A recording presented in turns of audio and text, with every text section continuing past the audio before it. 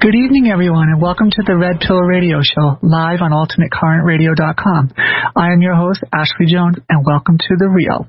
Tonight, I'll be interviewing Dr. Judy Wood. She is the author of the most important book since the Bible called, Where Did the Towers Go? Evidence of Free Energy Technology on 9/11.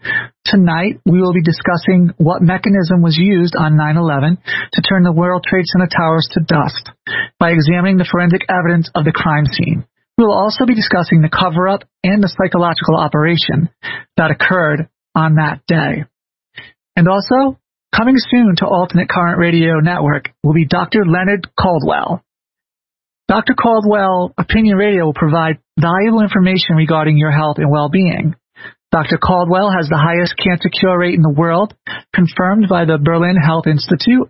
Hear the truth about natural cures for cancer and all other autoimmune diseases, life, politics, sovereignty, the Constitution, freedom, and liberty. Dr. Caldwell Opinion Radio, coming soon to the Alternate Current Radio Network. Well, at this time, I'd like to bring on my co-host, Jill, a.k.a. Spora, to the line. How are you doing tonight, Jill? I'm doing great, Ashley. How are you doing? Very excited. Very excited for the guest that we have on tonight. It's an honor to have her on.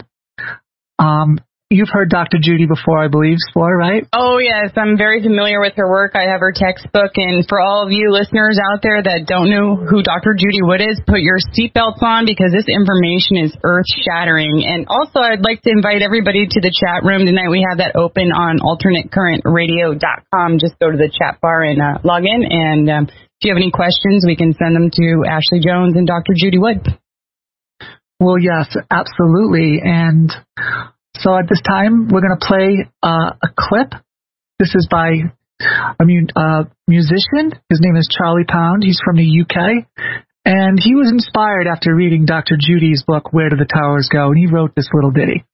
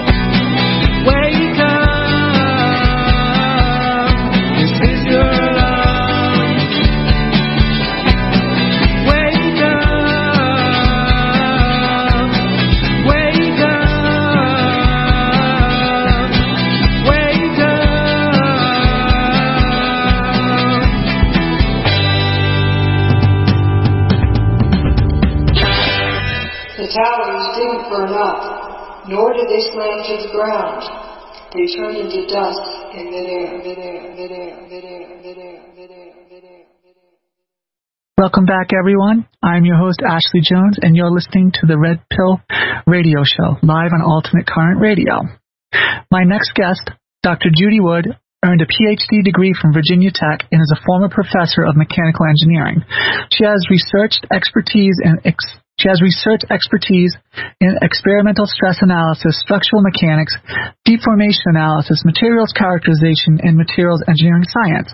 Her research has involved testing materials, including complex material systems, in the area of photomechanics, or the use of optical and image analysis methods to determine physical properties of materials and measure how materials respond to forces placed on them.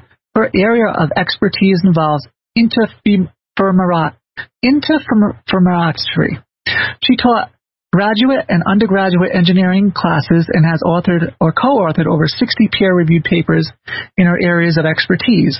In the time since 9/11, 2001, she has applied her expertise in materials science, image analysis, and interferometry to a forensic study of over 40,000 images, hundreds of video clips, and a large volume of witness testimony pertaining to the destruction of the World Trade Center complex. Dr. Wood has conducted a comprehensive forensic investigation of what physically happened to the World Trade Center site on 9/11. And based on her analysis of the evidence she gathered, in 2001, she filed a federal key TM case for science fraud against the contractors who contributed to the official NIST, National Institute Standards Technology report about the destruction of the World Trade Center. This case was filed in the U.S. Supreme Court in December of 2009. To this day, Dr. Wood's investigation is the only comprehensive forensic investigation in the public domain. It is my honor today to bring to Red Pill Radio Dr. Judy Wood. Hello, Dr. Judy. How are you this evening? Hello, and thank you very much for having me. Thank you for tackling the truth. The facts.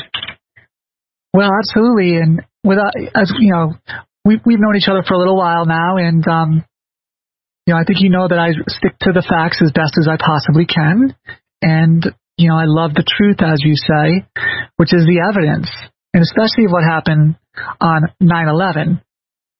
So, Dr. Judy, can you tell me about your background a little bit, as far as well, academic or prior to that? Let's start with prior to that a little bit, how you grew up. When you had told me in the past that you didn't grow up with a TV in your home, and I think that's a big reason why you came, was able to see the evidence when most people didn't. I think so too. Yeah, I think so too. I wasn't trained to a TV set, and instead I went out and played with actual things, and figuring out how the world works is a very big interest. And I think that's sort of like why we're all here, is to understand the world around us. And one of the first toys I had, it was my favorite toy. I was usually getting in trouble for breaking things. I was the youngest of 4 kids.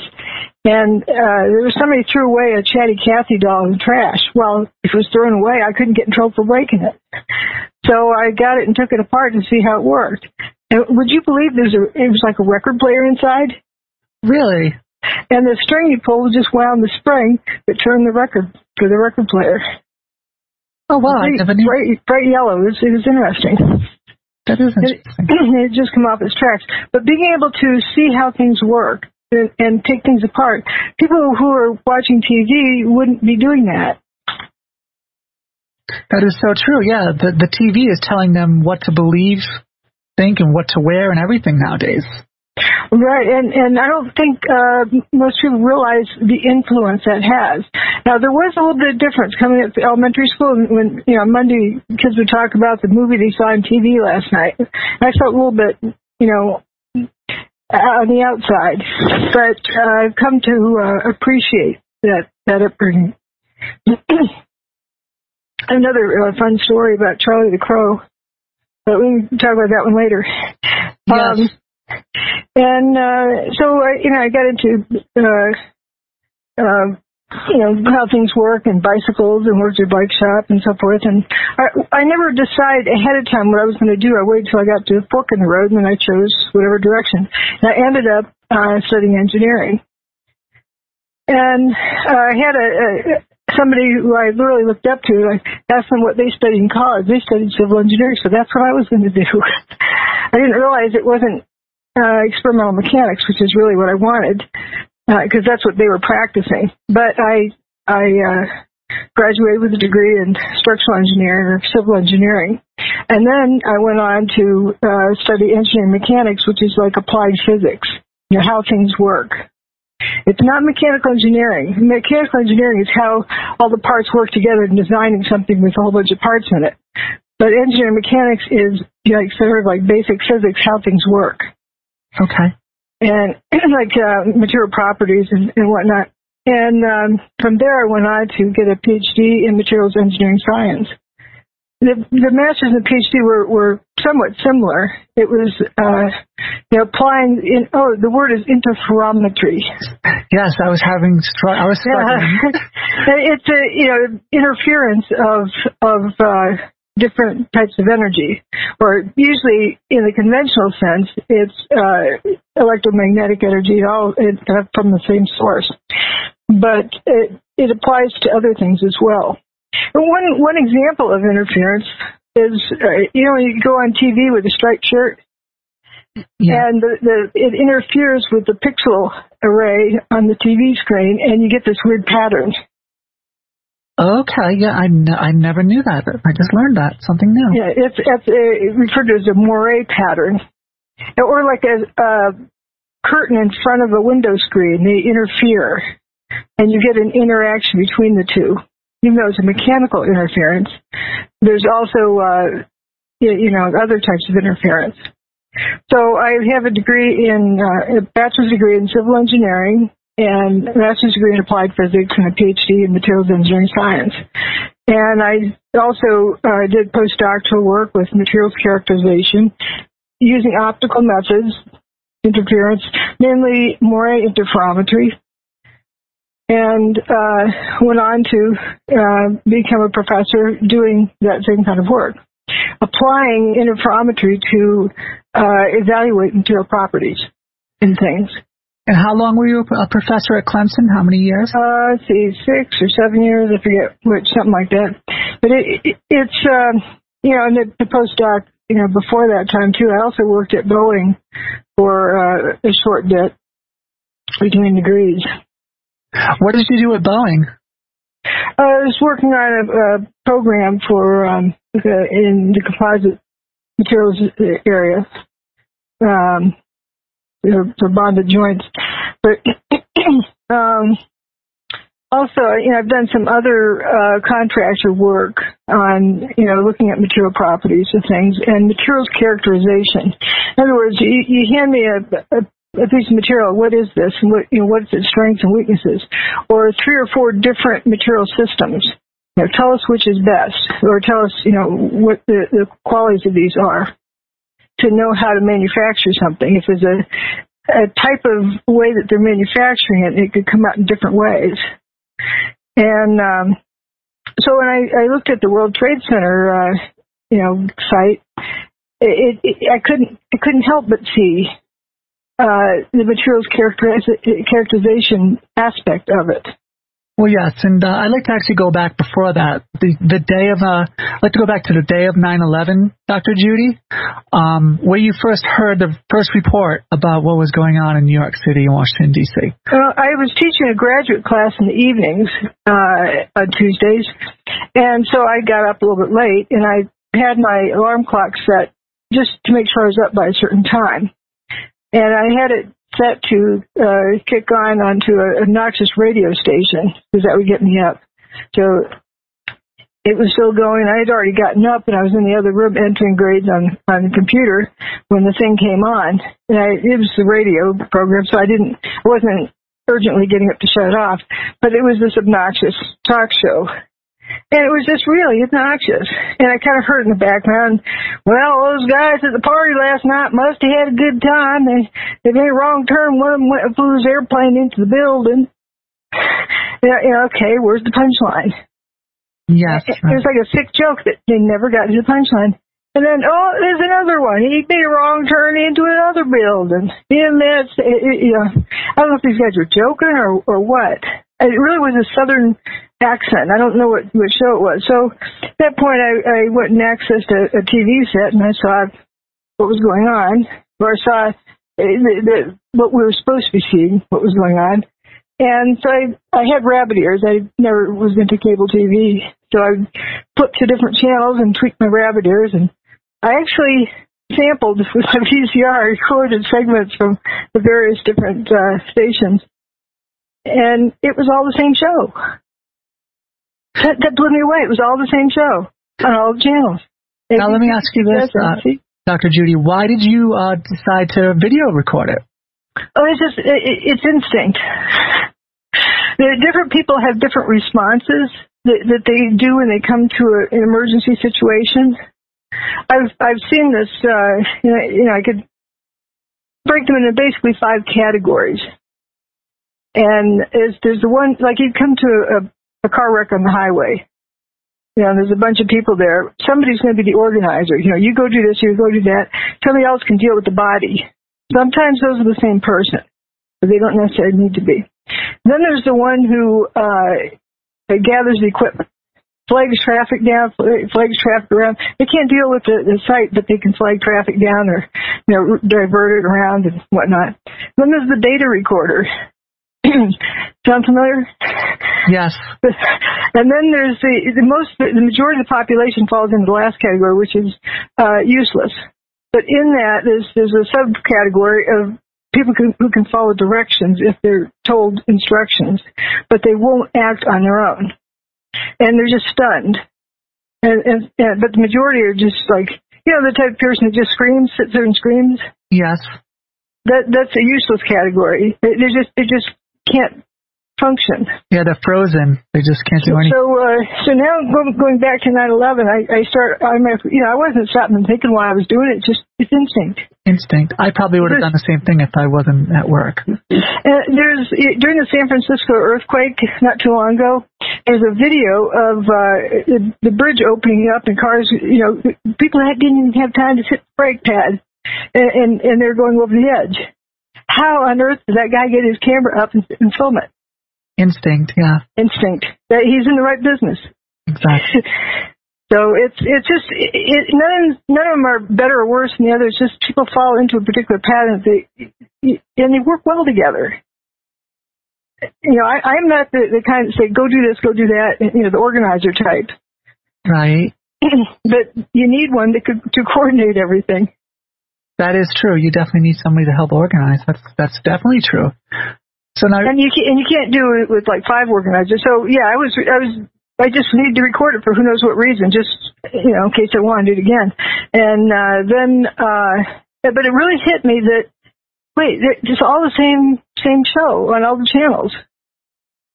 And you don't usually get somebody with a microphone from some network goes up and puts it in the camera in somebody's face. So what did you see? What did you see?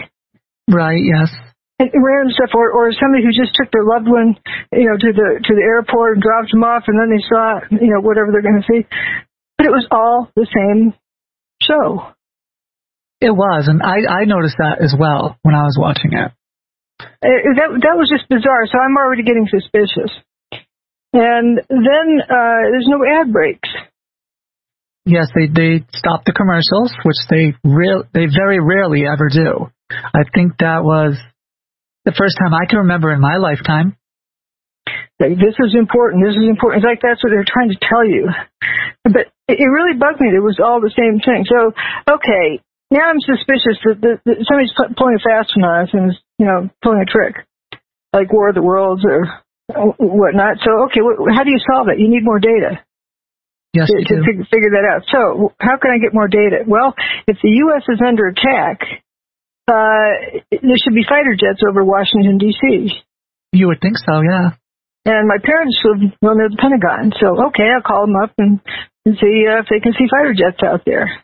My mom answered. She wasn't aware anything was different that day, and when I suggested she go look out to see if there are fighter jets, and she went and looked. Nope, no fighter jets. Now she was suspicious. She turned on her TV set, and no fighter jets. That was a good point.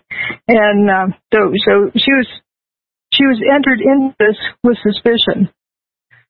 Now, my dad was out in the garden at the time, and his neighbor worked at the Pentagon and came home early from work, and it turned out didn't work at the Pentagon that day. It was at a meeting across town, but still it came home early. But running to my dad for comfort, all in distress, which distressed my dad.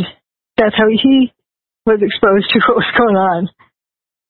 And so he was sort of traumatized through the neighbor's trauma.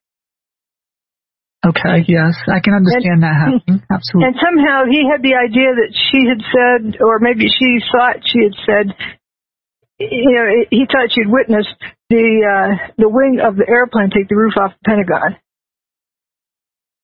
Repeat that again. I'm sorry. What did you say? That my dad thought that she had witnessed the wing of the airplane taking the roof off the Pentagon. Oh, okay. And so that was vividly in his mind.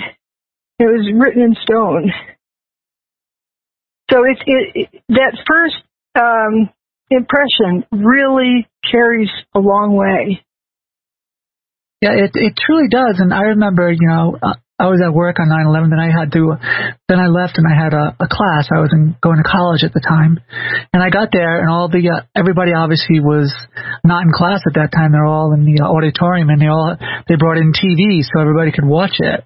And I had already, woken up to a lot of these things like back in 1998. So when I saw it, the first thing that came to my mind was, I don't believe what they tell me on the TV, first of all, Dr. Wood.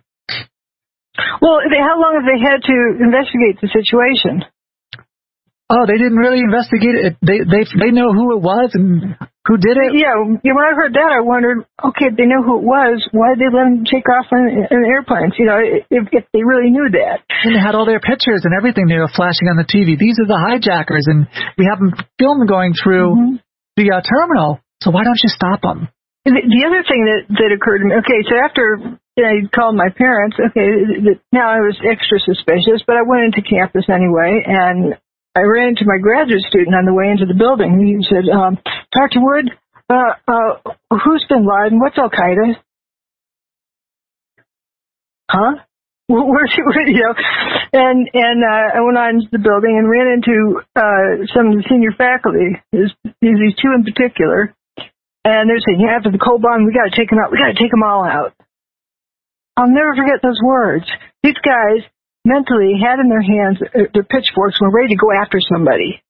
And these were professors, your colleagues, right? Yep. And I went into the conference room, and they're playing the building frothing up and, turning to dust. And to me, it looked like, somebody pulling a piece of yarn on a sweater, and the whole thing comes unraveled. And wait, this is ridiculous. They're saying this is a collapse. Come on, you guys aren't buying this. I expressed my face and looked around the room with sort of a smirk on my face, like, come on, you're not falling for this, are you? This doesn't make sense. And they looked at me like, what kind of a wacko is she? And immediately you get the feeling like, whoops, thou shalt not talk about reality. So, okay, am I on a foreign planet? What happened? This did not make sense. I'm looking around, everyone's just soaked right into it. So I noticed how quickly the stuff went to dust. And the building is supposed to be like a quarter-mile tall. I'm just using ballpark numbers. Well, if you drop a bowling ball off the roof, how long does it take to hit the ground? About that length of time, the building's turning to froth. Which is crazy, the amount of time. Well, actually, as it turns out, the real facts are that the ground shook for less time than it would take to drop a bowling ball off the roof. But anyway, I went up to my office and I made a quick calculation. And then that's when I formulated the billiard ball example. And let's talk about that. Let's talk about that a little bit to our listeners, exactly what that is. Well, at first, I did these calculations, and it just made no sense what we said. There's no way the building can go away that fast. A 110-story building going away in like 10 seconds. How fast can you clap your hands? How many times can you clap your hands? Can you clap them 110 times in 10 seconds? I doubt it. There is one guy who can do it, but it's a special technique of double clapping he does, but it's the Guinness Book of World Records. But other than that, the average person cannot even come close to it. Another thing that came to my mind is, all right, this building is a quarter mile tall, or a little over a quarter mile tall. Lay it down horizontally on the ground. Now, you get a world record holder in the mile, and have him run along the side of the building. At a quarter of a mile, let's round it to a 4-minute mile. So that means it's going to be 1 full minute, 60 seconds. It's going to take him to run at world record pace to run the length of that building. That's, so the building went away in, 1/6 of that amount of time. It's approximately between 9 and 10 seconds, correct? Yeah.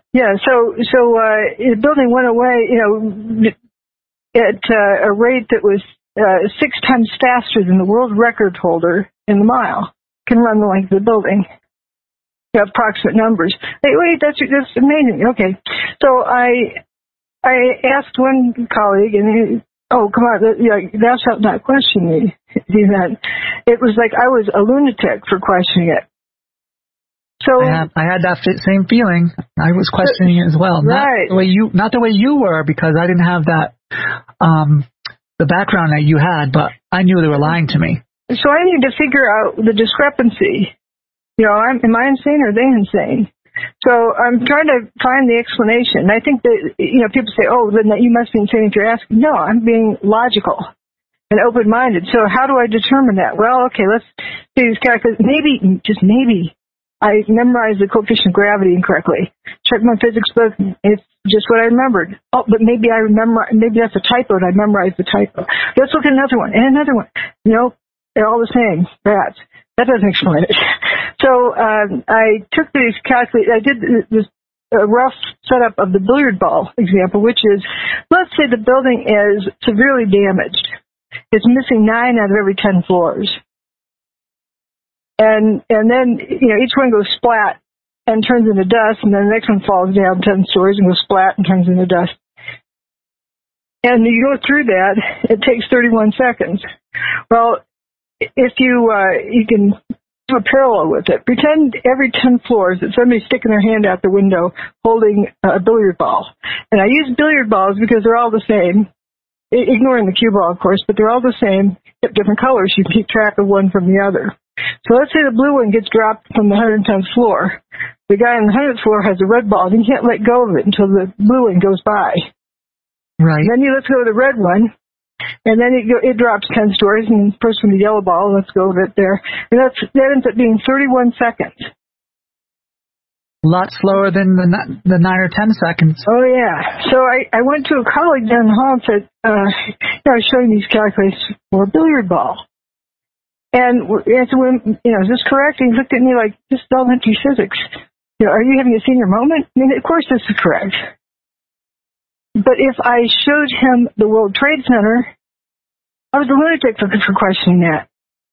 And why do you think that is, Doctor? Yeah, right there is where I saw the value of the billiard ball example. It frees people from to think. With this horror scene, it shuts off thinking. And that is a big statement right there. That's a defense mechanism, isn't it? Trauma-based mind control. Yes. And when people are traumatized, the brain shuts down, which allows the bad guys to do whatever they want to do. Another thing that shuts down the brain is revenge. Yeah, we got to go take them out. We got to take them all out. So they had to give us a boogeyman of who did it right away. Yeah. Yep. So they could play on our fears and on our revenge as, human beings. Let's go get the guy. Yeah, think about why dogs will fight to the death. They're in revenge mode. They don't realize what they're doing. They're just going at it. Yes. And so now, just as an extension of that, now we have, this truther movement who says, oh, George Bush did, or Dick Cheney, or somebody like that. Let's go after, the Bush administration or whatnot. So it doesn't matter if it's Bin Laden or Bush or whatever. They still have a pitchfork in hand. They still have a boogeyman. They have a boogeyman for everyone. And that's what's so damaging about needing revenge. Now that is very, very true, because like you said, it's, when you're that mad and you want revenge, you don't think in your right mind. I mean, they have something like, what is that called? Like if you come home, rage? Well, no, you come home and you catch your husband in bed with another woman or something, and temporary insanity, and you kill him or something. Yep. Yeah, people don't think things through when they're in revenge mode. Right. And then now let's look back. That was 13 years ago, almost 13 years ago. And every year... Dr. Wood, let's take a quick break, and we'll come back and we'll talk about it. All right. Okay. Great. Welcome back, everyone. You're listening to Ashley Jones, and this is the Red Pill Radio Show. And I'm having a fabulous discussion with Dr. Wood. She wrote the book, Where Did the Towers Go? Evidence of Free Energy Technology on 9/11. You can find her book and her website, wheredidthetowersgo.com. And she also has another website called drjudywood.com that you can go, and there's loads of information there. But I implore you, get the book, because you really need to read the book. And as I always say, Dr. Judy, it's the most important book since the Bible. Isn't that correct? Yep, that's what you said. I think you're the original one to state that. I was the original one, and you never know where that ends up. Really. And the regular website, drjudywood.com, it's not real well organized. I put stuff up there while I was working on my federal case as well as the book, because I learned that dead people keep secrets. I didn't want to be one of those, so I wasn't going to keep secrets. So I put my stuff out on the web. So it's always the best to put it out in the light. But it wasn't organized very well. So the book, it has the material organized well, plus it has additional information. Well, just let me tell the listeners this.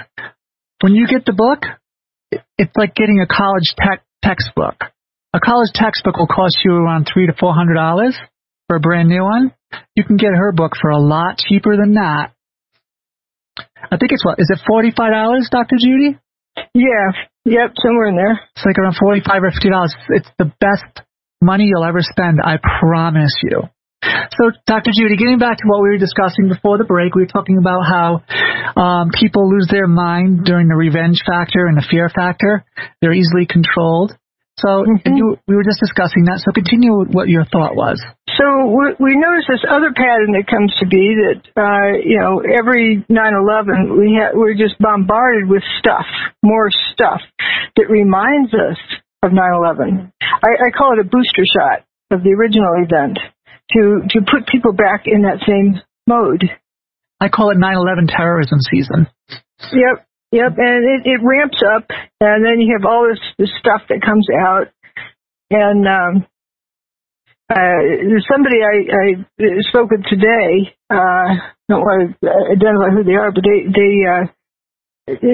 were in really bad shape, stressed out, and about all the stuff going on. And then I explained to them what this was, and you could see the moment it computed, he suddenly had this relief on her face, and it just felt, so much more at ease. Understanding that you have all of this stuff in the media, and so they apparently can't use Al-Qaeda anymore. That name doesn't work, so they have a new name for it.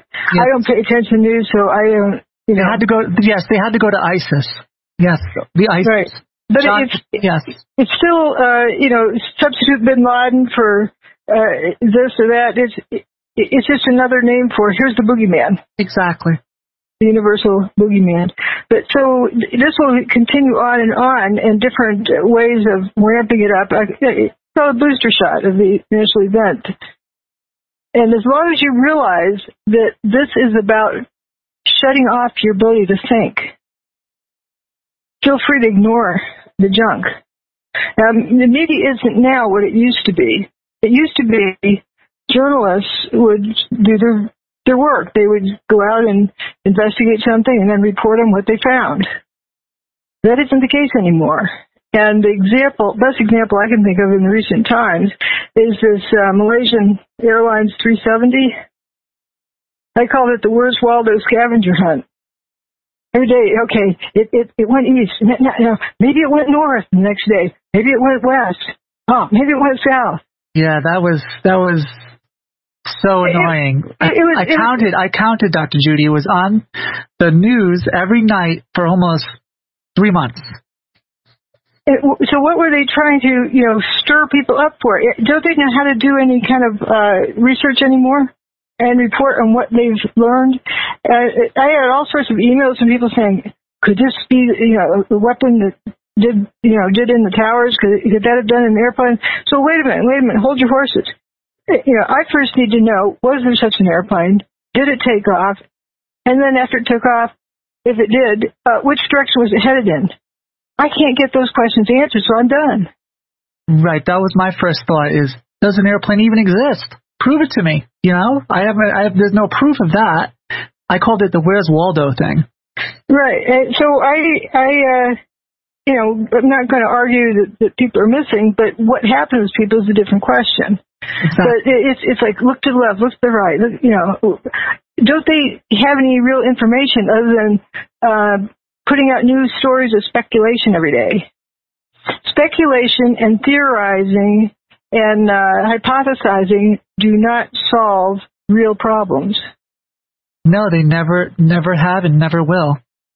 That's why you can't take that to a court of law and prosecute somebody. There are theories about speculation and suspicion. Now, you first have to determine what happened before you can determine how it happened. You have to determine what it is that happened.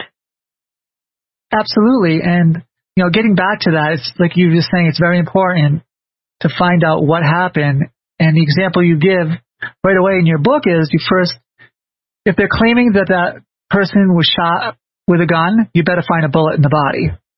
Well, bullet hole. If you're going to take it to court and the body doesn't have a bullet hole in it, you don't have a case. You have no case. And so you need to first determine what happened before you can say how it happened or who done it or anything else. Determine what's the problem you're trying to solve. Jokingly, I say, is the answer 27 the correct answer? Right. The answer is, you're like the mighty Karnak, right? The answer is 27. Right, but you need to know what the question is. Absolutely. It's right or wrong. Yeah, you have to know what the question is first. And the first basic course in engineering is engineering statics. And in that, it's kind of like boot camp. That's how it was when I took it, and I thought that was great. It disciplines you to first define the problem you're going to solve. What is the problem? What are you being asked for? What are you given? Draw a line across the page. What are you going to find? Draw a line across the page. Now, what is the steps you're using to solve it? And I remember at first, the problems were easy, and the students would say, well, this is boring, and they want to skip. Do this and get in the habit of doing it, and for the rest of your life, problems will be a lot easier to solve. And they would get pretty frustrated with it, and they'd go home and they'd want to watch TV. So here they are filling out the busy work, they think, on their paper, and then once they've filled it out, they go, well, this is easy to solve, and they go ahead and solve it. So it's sort of like learning the times tables when you're young. Yeah, it's just there, and that makes it easy. So when you get in this habit of first define the problem before you can solve it, you got to know where you're going. Like, if you get in your car to drive someplace, you want to know where you're going to go first. Well, yes. You're going around in circles. Usually, direction. A destination is good to have. Yep, so that's important. Now, what's the harm in starting out with who done it? Well, you got to find out what happened first. Oh, Ashley is suspicious. Oh, I think she must have done it. Let's go prosecute her now. Let's see. What can we find on her? What evidence, to prove whatever we think. You aren't solving the real problem. You're solving an imagined problem. And actually, as for cover-ups, that is the easiest tool that is used in cover-ups. Oh, absolutely, yes. And we're going to cover the cover-up in full. Probably I'd say around the second hour, Dr. Judy. But let's get back into like. Well, but let me just touch on this a little bit about how the cover-ups work. See, if you skip determining what the problem is and then jump to how it was done. Yes. You haven't defined what it was that was done. the only way you can say how it was done was to assume what it was. So you're solving an imagined problem, not a real problem. And you know what they say when you assume, right? It's an imaginary problem. Yeah, you make an ass out of you and me, they say, right? But that's why it's so important to first determine what happened. Absolutely. And that otherwise it's just biased, and you're cherry picking data to support some fantasy that you've thought of. So how cover-ups work is to get people to dive into how it was done, so they're all solving an assumed problem. You can never, ever, ever solve the real problem by solving an imagined problem. That is so true. And isn't it true, like, the first thing that happens is, say it's like a murder victim. Somebody finds a murder victim. They call the police. What's the first thing they do when the police get there? They section off the crime scene, don't they? To protect the evidence so they can examine it later to find out what happened, how the person was murdered. Right, to determine what happened. But this issue for easy ways to cover things up is to get people to assume what happened. Then you don't need to cover anything up. So true. Because nobody's looking at it. They're looking at wherever you've led them to look at it instead of looking at really what happened. Oh, exactly. Yes, definitely. That is so true. We're going to cover that in great detail, the cover-up, because it's very important. Right, but that's how it's done. That's why that step of first defining what to solve is important. And after you determine what happened, you look at for example, if the building was destroyed, you look at the destructive mechanism. After you've determined what happened, it will help you understand the destructive mechanism. Well, absolutely, yes. And so let's get back to their official story is that 19 Arabs with box cutters commandeered three planes. Two of them supposedly smashed into the World Trade Center, and a third one into the Pentagon. Actually, with 4 planes, they say. Another one in a field in Pennsylvania. So that's theory number 1. Theory number 2 was... That's their story. It's a story, yeah. It's like watching a Die Hard movie. Okay. It really is. It's like watching a Die Hard movie. And then you're giving it like a false choice. I'm sorry, go ahead. Yeah, then you're given a false choice, which would be like thermite, nanothermite, or, something like that, Right, and if people don't like that false choice, then you got to give them another one. Mini nukes and stuff like that, the third choice, and they just keep coming up with choices, and they keep you running around. And so as I say, if you don't like the lie behind door number 1, 19 bad guys with box cutters, we'll show you the lie behind door number 2, thermite. Well, once you start smelling that one, not so good, then they'll show you the lie behind door number 3, nukes. And then if that one doesn't work for you, we'll show you the lie behind door number 4.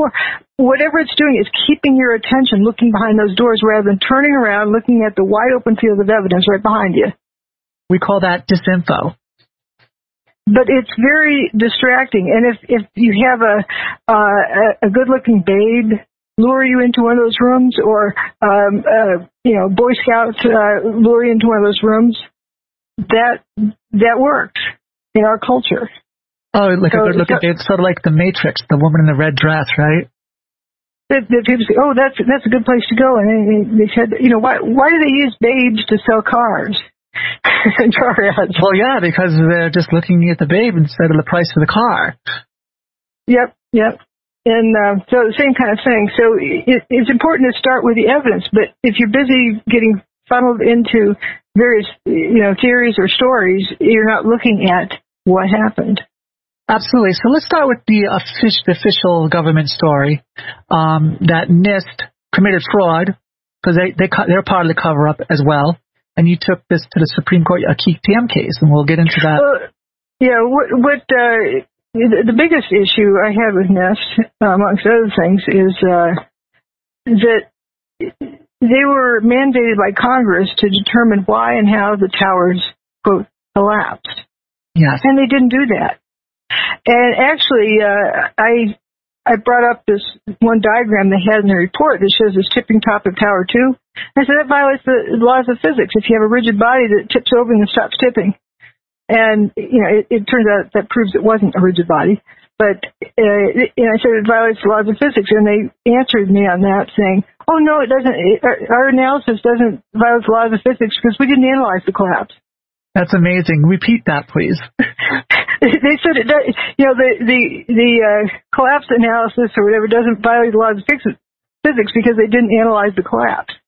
They only analyzed the building while it was still standing. So while it was still standing, it obeyed the laws of physics.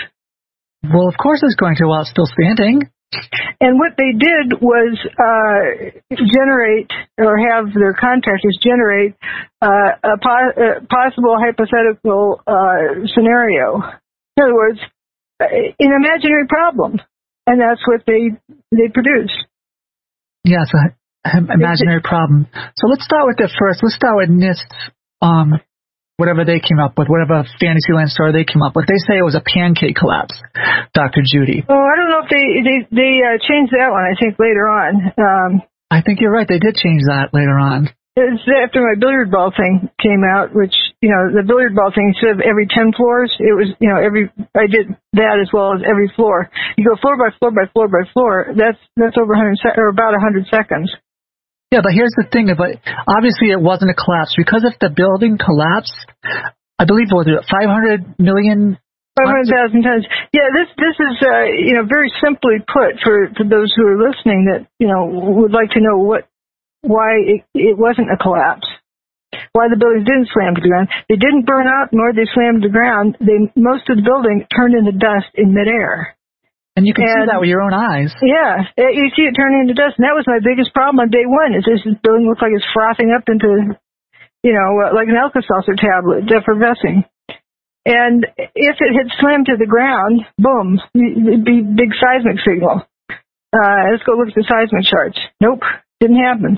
It was much smaller, and not only that, the signal did not travel through the earth.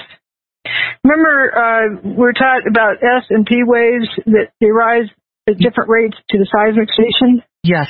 And that lag time, at first the P wave comes, then the S wave comes, the shear wave, that tells you about how far away the epicenter is because of the different rates of travel through the earth. And there's also a surface wave. Well, as it turns out, when the World Trade Center towers went away, there was no detectable S or P wave. In other words, you hit a rock with a hammer, it rings like a tuning fork. That didn't happen. Right, now how can that be if the building supposedly collapsed, all the concrete and steel smashed to the ground? You'd have it couldn't have slammed to the ground and have that day. And this is not just one recording station, but all the recording stations in the area. Now, these recording stations, building 7 was even more dramatic. But what was recorded was the surface wave. Why would you get a surface wave? Well, if you, let's say King Kong reached over and picked up those towers and chucked them up into space, just took the weight off the ground, that ground is recovering like you're getting off your mattress in the morning. That's true. Like there's like a indentation in your mattress and that it eventually goes back to normal. 2 500,000-ton buildings going away, it's going to create a surface wave. But those were not waves that went through the earth, like S and P waves. And the surface wave for Building 7 was a 0.6. That's like a jackhammer. And that's like the equivalent. You couldn't even hear it. Like, you didn't even hear it. You could hear the audible people speaking when Building 7 went away, but you couldn't hear the building go away. It was so strange. Right. Let me read a quote by one of the first responders, Michael Ober. He said, "I don't remember the sound of the building hitting the ground. Somebody told me that was measured on the Richter scale. I don't know how true that is. If the building's hitting the ground that hard, how do I not remember the sound of it?" That says it all right there. That's from a first responder. And Building 2 went away while Building 1 was still standing. Some of the firefighters who came out of Building 1, they thought they came out in the wrong direction because they thought a building was supposed to be there and there wasn't a building there. They were disoriented. They didn't know that Tower 2 had gone away. Exactly. And we're going to cover that in the next minute or so. But I'd like to talk about the bathtub not being destroyed. Okay, that's another thing. If the buildings had slammed to the ground, something a lot of people don't realize is that the towers were built on bedrock 7 times 10, 70 feet below the water table in the Hudson River. So they built this dike around the base of the building. We call it the bathtub. It's sort of like the reverse of a bathtub. It keeps the water out. So they could build the building on bedrock. And so there's like 7 big stories that go down underground. And water is kept out. So when you know, if you're going to smash those buildings to the ground, you're surely going to break the dike. Didn't happen. Not only that, there's a little segment of a 8-story building, building 6, that remained afterwards, and they didn't want to use dynamite on it because they were afraid of damaging the bathtub wall. Instead, they used cranes and pulled it down. And didn't the backhoes cause more damage than the towers going away? Yep. The bathtub wall did get damaged, but not from the towers dropping on it. It was from the earth moving equipment they brought in afterwards. And as soon as they realized that, there's like a big crack opening up in Liberty Street and the wall was being pushed in. They developed some new rules that no, I call them mega cranes, no big mega crane could be within X number of feet of another mega crane. They had to be on wooden platforms that distributed out the weight, and there's a lot of different rules and monitoring that went into place at that time. So it's clear that the buildings had not slammed to the ground. And I remember going to, they called it Ground Zero, and in particular where the towers once stood, they called that area the pit. And I went there and I looked at it. The pile, yeah. Well, it was after the pile was taken away. Oh. It was just the bathtub was left, and they called that the pit. And I looked at it with my own eyes, and there was very little damage. Somebody who was reading my book emailed me and accidentally referred to it as the skateboard park. Well, yeah, it was. This nice, cement walls all over the place. It did. It kind of did look like that. So, we're going to go to a quick break. Okay. Judy, when we come back, all right, we're going to talk about the so-called jump. We'll talk about the. There was one other thing that proves that buildings didn't slam to the ground. You'd have a big pile of stuff left over. Oh yeah, we're going to talk about that as well. Didn't happen. Okay. When we come back from the break. Welcome back, everyone. Yeah. I'm your host, Ashley Jones, and you're listening to the Red Pill Radio Show, live on AlternateCurrentRadio.com. And I'm having a fascinating conversation with Dr. Judy Wood of WhereDoTheTowersGo.com and DrJudyWood.com. And we were just discussing, before we went to the break, about the bathtub and not being destroyed. Now at this time, I'd like to play a clip, and it's called Stairway B, The Survivors. And what this clip is about is, I believe it was 14 first responders. 13 first responders and 1 civilian. They didn't leave her behind. Okay, 13 first responders and 1 civilian that were trapped on the 2nd, 3rd, and 4th floor. Mm-hmm. So I heard this very, very loud noise above me. It was just a tremendous roar, and it was above, and it sounded like it was coming towards you, and then the wind, a very, very fierce wind, and my heart started lifting me up off the ground, and so that's when I crouched down. The next thing I just crouched down. I got to the corner of the staircase by the railing, and I just got as small as I could possibly get. Because I'm not a big guy to begin with, so fortunately I'm not. So I got and I literally, I guess the best way to describe it, I tried to crawl into my fire helmet. That's what I wanted to do, just to protect myself. And I wasn't sure what was going on. I thought the building might be coming down, and I figured, okay, this could be it, and I was a little angry. I said, so like, damn it, like, why me? Why, I'm beautiful. I'm going to die in the World Trade Center on a beautiful summer morning. It's like a little denial and disbelief sets in, and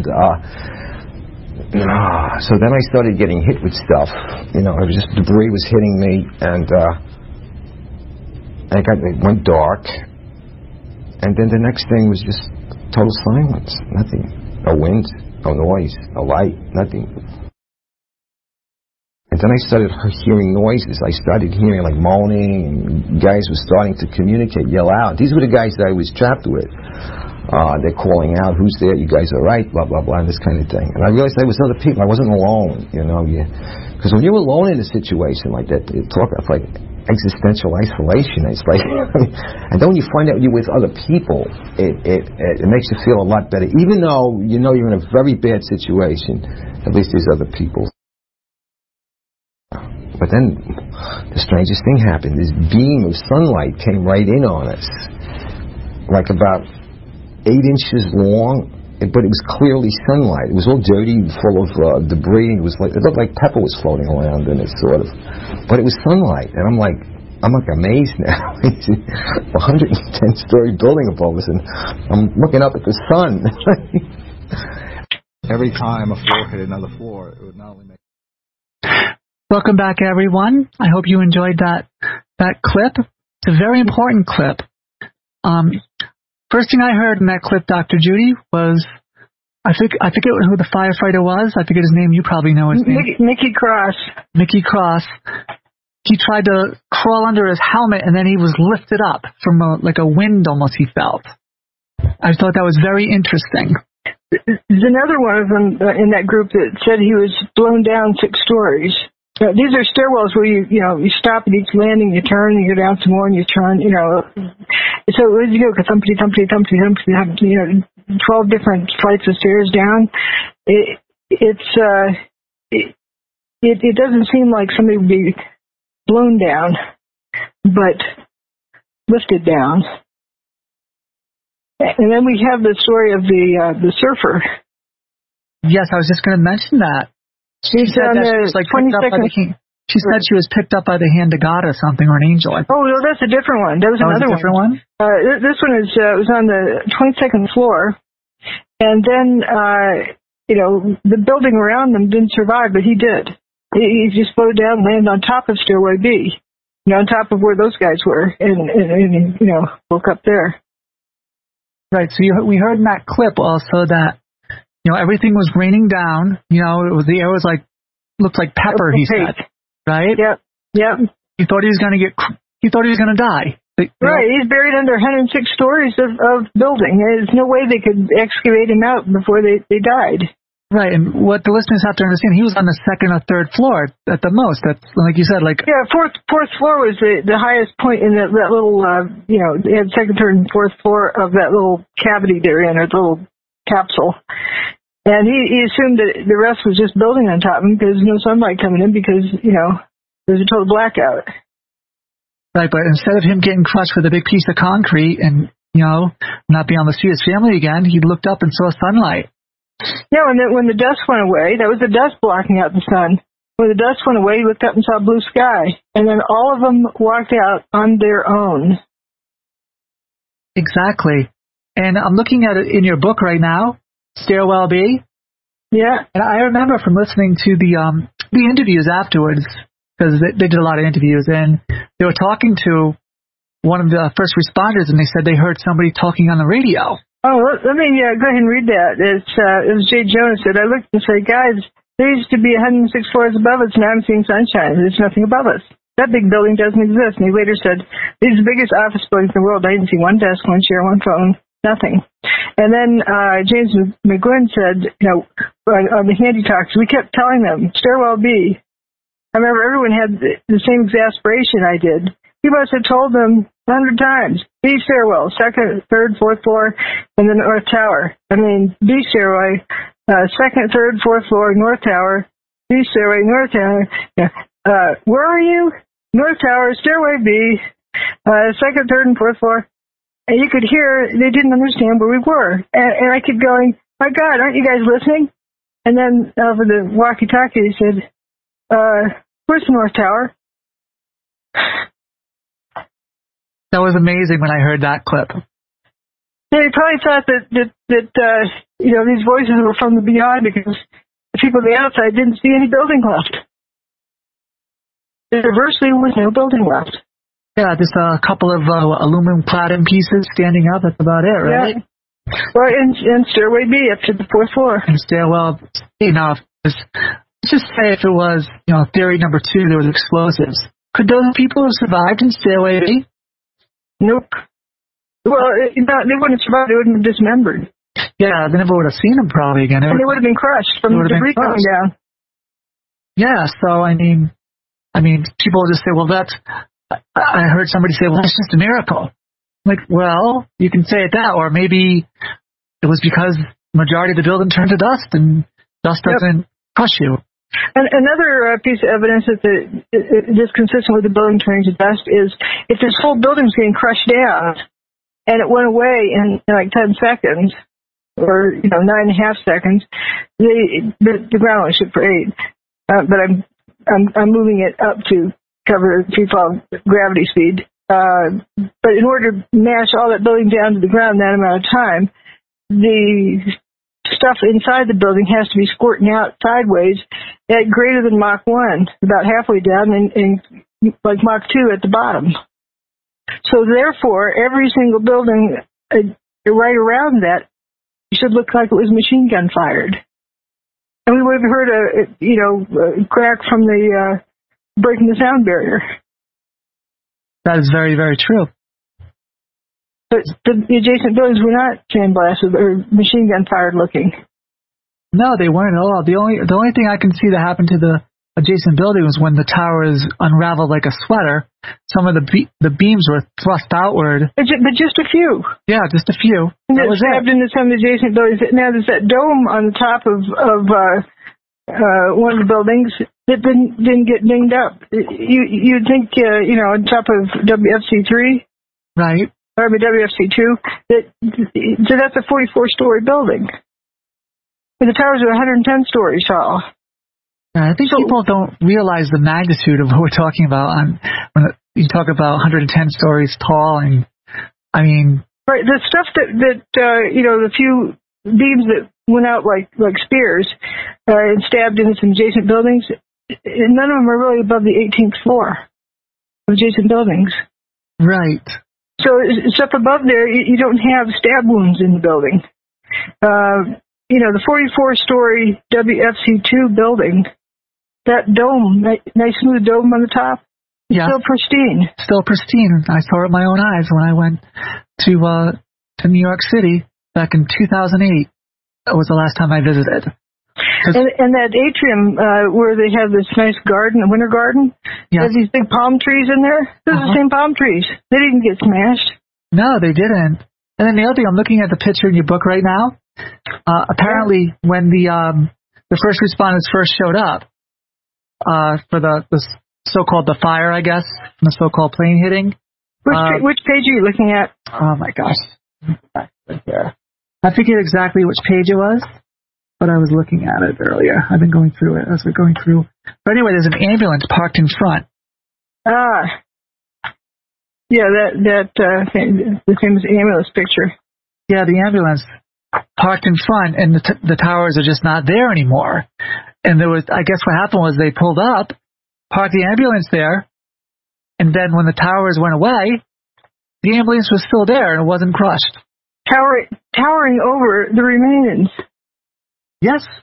There's a little bit of dust on the ambulance. That was it. The door may be ajar, but it doesn't look clobbered. No, not at all. Now, if these buildings are smashing to the ground, there's no way that ambulance could survive, could it?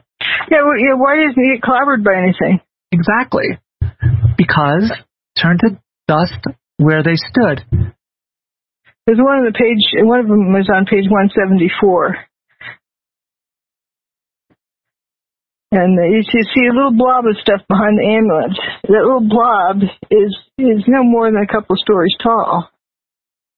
You get the top of stairwell B is 4th floor up, but you don't have much, to the left and to the right of that. But this is a 110-story building. You just have one, little stub of the stairway left. I know, and it's amazing. It's really amazing.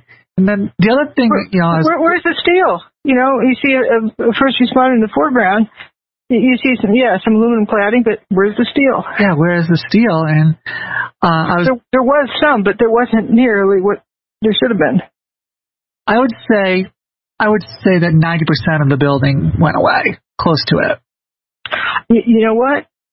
You're consistent with the the surface wave measurement. That's what they calculate the Richter scale reading from. Uh-huh. If you dustified, we have a new process. We need a new word to describe it. And that's the most scientific way of dealing with this. If you dustified everything above the 20th floor and then dropped the same footprint of the building, just drop that 20-story chunk to the ground, you would get approximately the seismic signal. So it lines up then. Yep. It does. And also, and you also don't get stab wounds much above that story either. No, you don't. Plus, also going through your book, I was reading the part where it talks about the World Trade Center pile in relation to the Seattle Kingdom pile. And that just doesn't add up. I mean, you look at that. Explain about that, Dr. Judy. The Kingdom is just this concrete ring where the stairs were, and it had a real thin kind of dome over it. And it's basically hollow inside.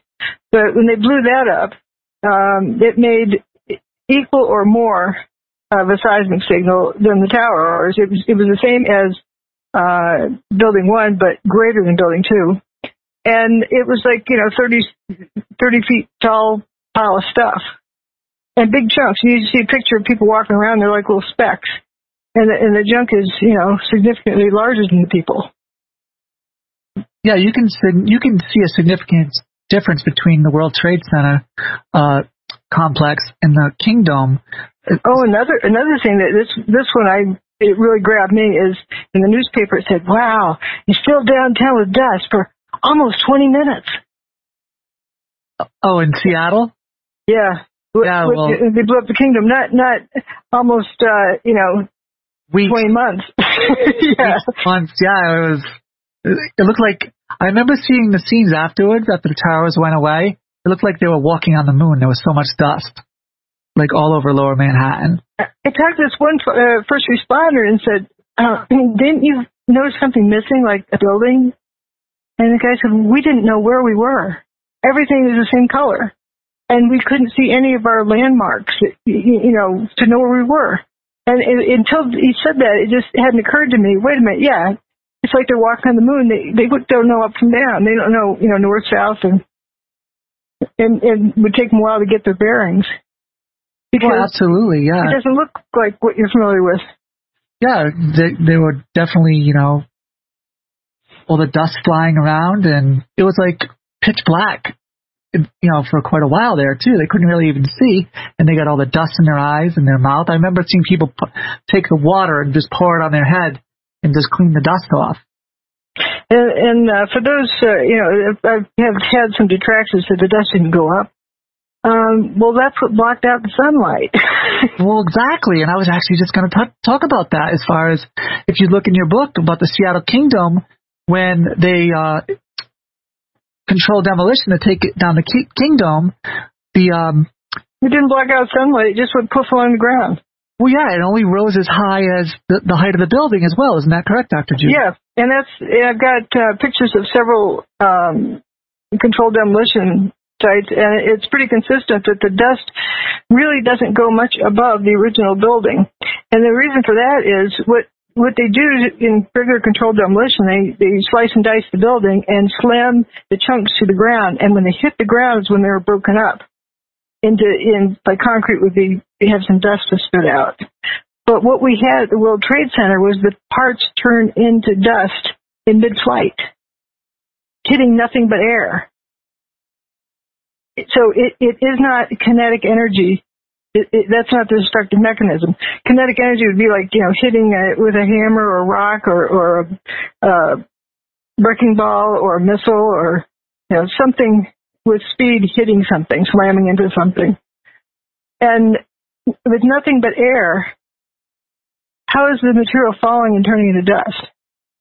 Right, and then the other thing I noticed by reading your book and just watching it on TV was quite a bit of it went into the atmosphere. The dust rose into the atmosphere. Oh, yeah, it went up and up and up. Yeah, it went up and up. They actually found some in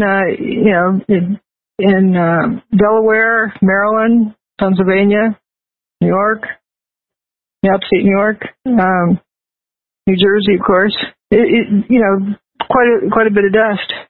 Now, how small would those particles have to be, Dr. Wood, for them to travel that far? It isn't so much the smallness of it. It definitely is smaller than regular controlled demolitions. But what we had here was even smaller yet. It's smaller than you could do with any kind of kinetic energy. If you took a hammer and take some material and beat it against a rock with a hammer, bang, bang, bang, you get some powder coming out of it. That powder is very coarse compared to what was measured. And the stuff was just breaking down, more and more and more and more, till it was the size of about 1/100th of the size of red blood cells, or on the order of the size of DNA. That's amazing, and there's no explosive in the world that can do that. Right. No kinetic energy can do that. Right. No kinetic energy can do that. That is. And we didn't. If you had kinetic energy, if that had been a destructive mechanism, you would have seen the action on the seismic charts. I'm not saying there was no seismic activity. It was a surface wave, but there was no detectable S and P waves. And that just doesn't add up with a 500,000 ton building slamming the ground. To the ground. Right. So it means it didn't. So that's one of the things consistent with it turning dust in midair. Well, we're going to play this clip right now. That Peter Jennings, and he's talking with George Stephanopoulos. And poor George is trying to give his best explanation of what. Right. This guy is there to tell the world what's going on there, and this is the best he can do. Let's feel sorry for him. I'm sorry, Peter, I didn't get the question. Okay, I apologize.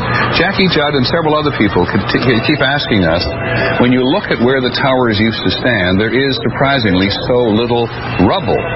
Where did all the rubble go? It's a very good question, Peter, and I have asked some people who've been doing some of the rescue and recovery work this morning. If you look behind me, you can see the very remains, the skeletal remains of the World Trade Center. And one volunteer, Robert Gerlinsky, explained to me the reason there's so little rubble is that all of it simply fell down into the ground and was pulverized, evaporated.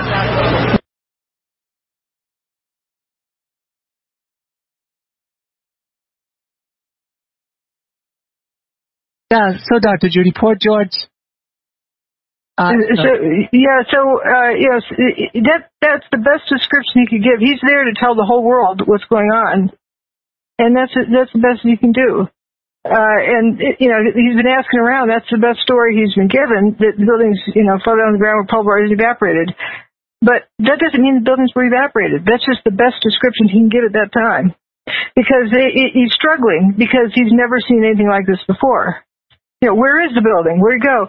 And actually, that particular newscast, I heard live when it happened. It was about 24 hours after the big event. It was on the 12th. And that's partly what inspired the title of my book. Where did all the rubble go? That's amazing. That's what that helped you for the title of the book, Inspiration. That's amazing. I didn't know that. I use in the book towers just to be more, identifiable as connected to the World Trade Center. But there's one building that few people realize, is weird or even talk about, is Building 4, where the main body of Building 4 just went missing. You'd almost sweep up what was left. Not quite, but essentially it was, gone. Some of it punched through the ground a little bit, and there's a mall directly under there.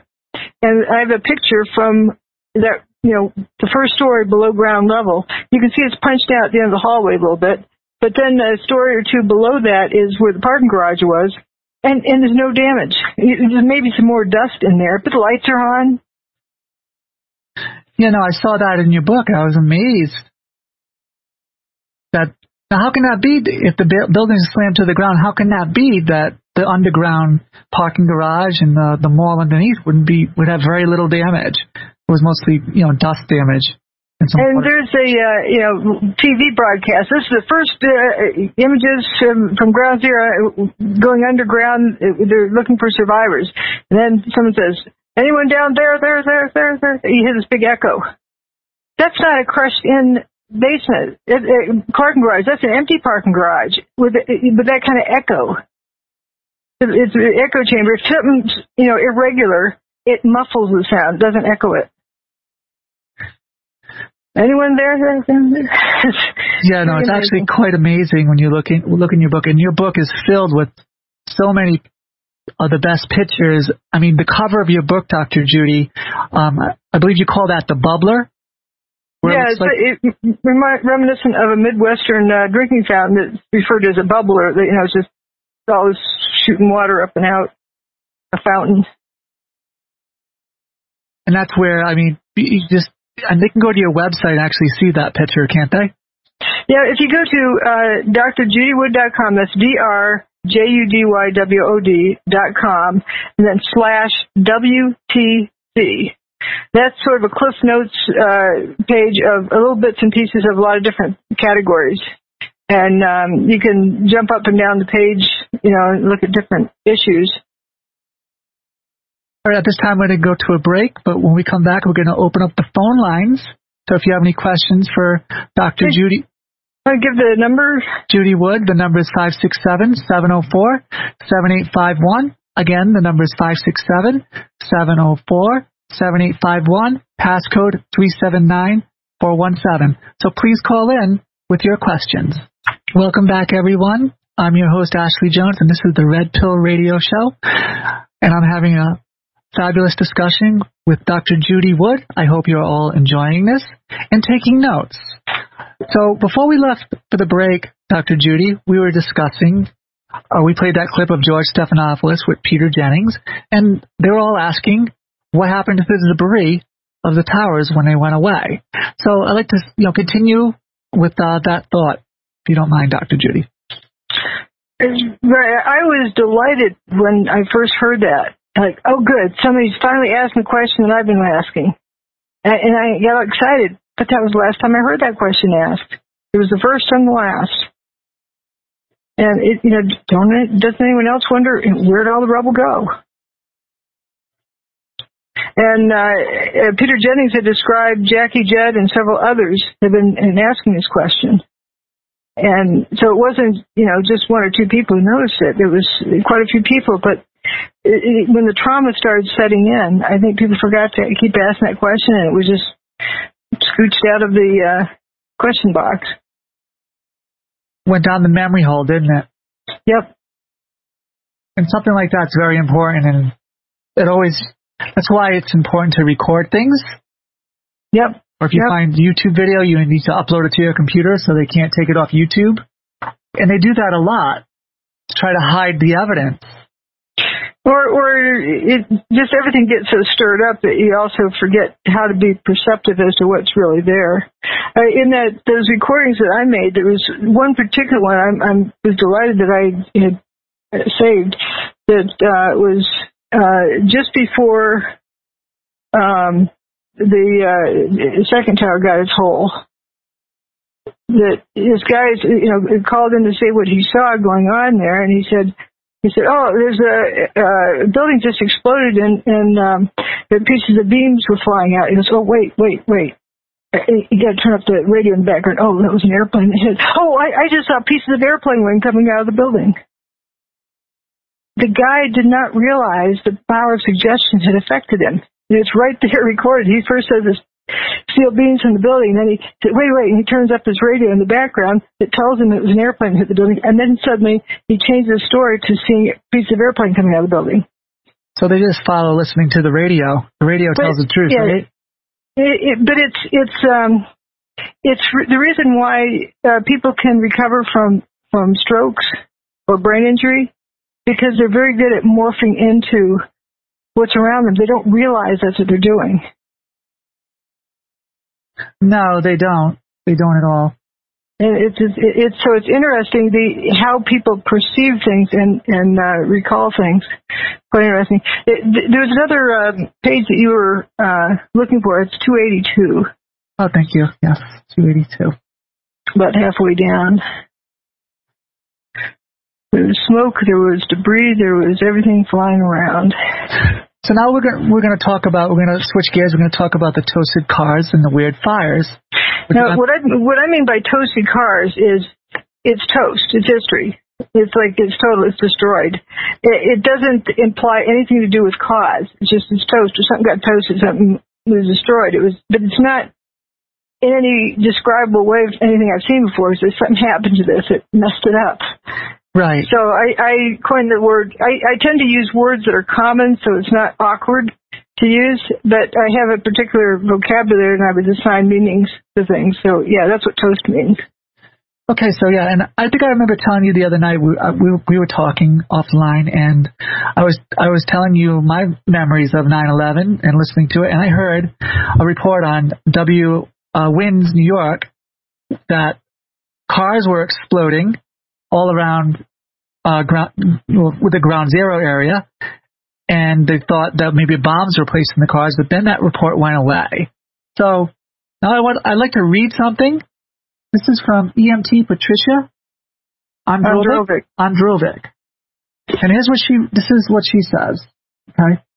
There's hundreds of cops all running up there, and I ended up running through this park, and I couldn't even see where I was running anymore. I kept running north. Question. Through North Park? Yes. I guess that's North Park. It's a big green grassy area, and there's nothing there. As I was running up there, 2 or 3 more cars exploded on me. They weren't near any buildings at that point. They were just parked in the street. The traffic guys hadn't gotten a chance to tow anything yet, because this was all during the first hour, I guess, of this thing happening. So there were still cars parked on the street, and that were completely independent of that. 3 cars blew up on me. Stuff was being thrown. I went home all bruised that day. Thank God it was only bruises. I just ran into this park along with a bunch of other people, and stuff was blowing up. I don't think I looked back, but you couldn't see anything. Everything was just black. I was running, and I was falling over people, because people were crawling on the ground because they couldn't see anymore. I just kept on running north. I could smell water, so I just kept on running towards the water, because I knew that my coat was on fire.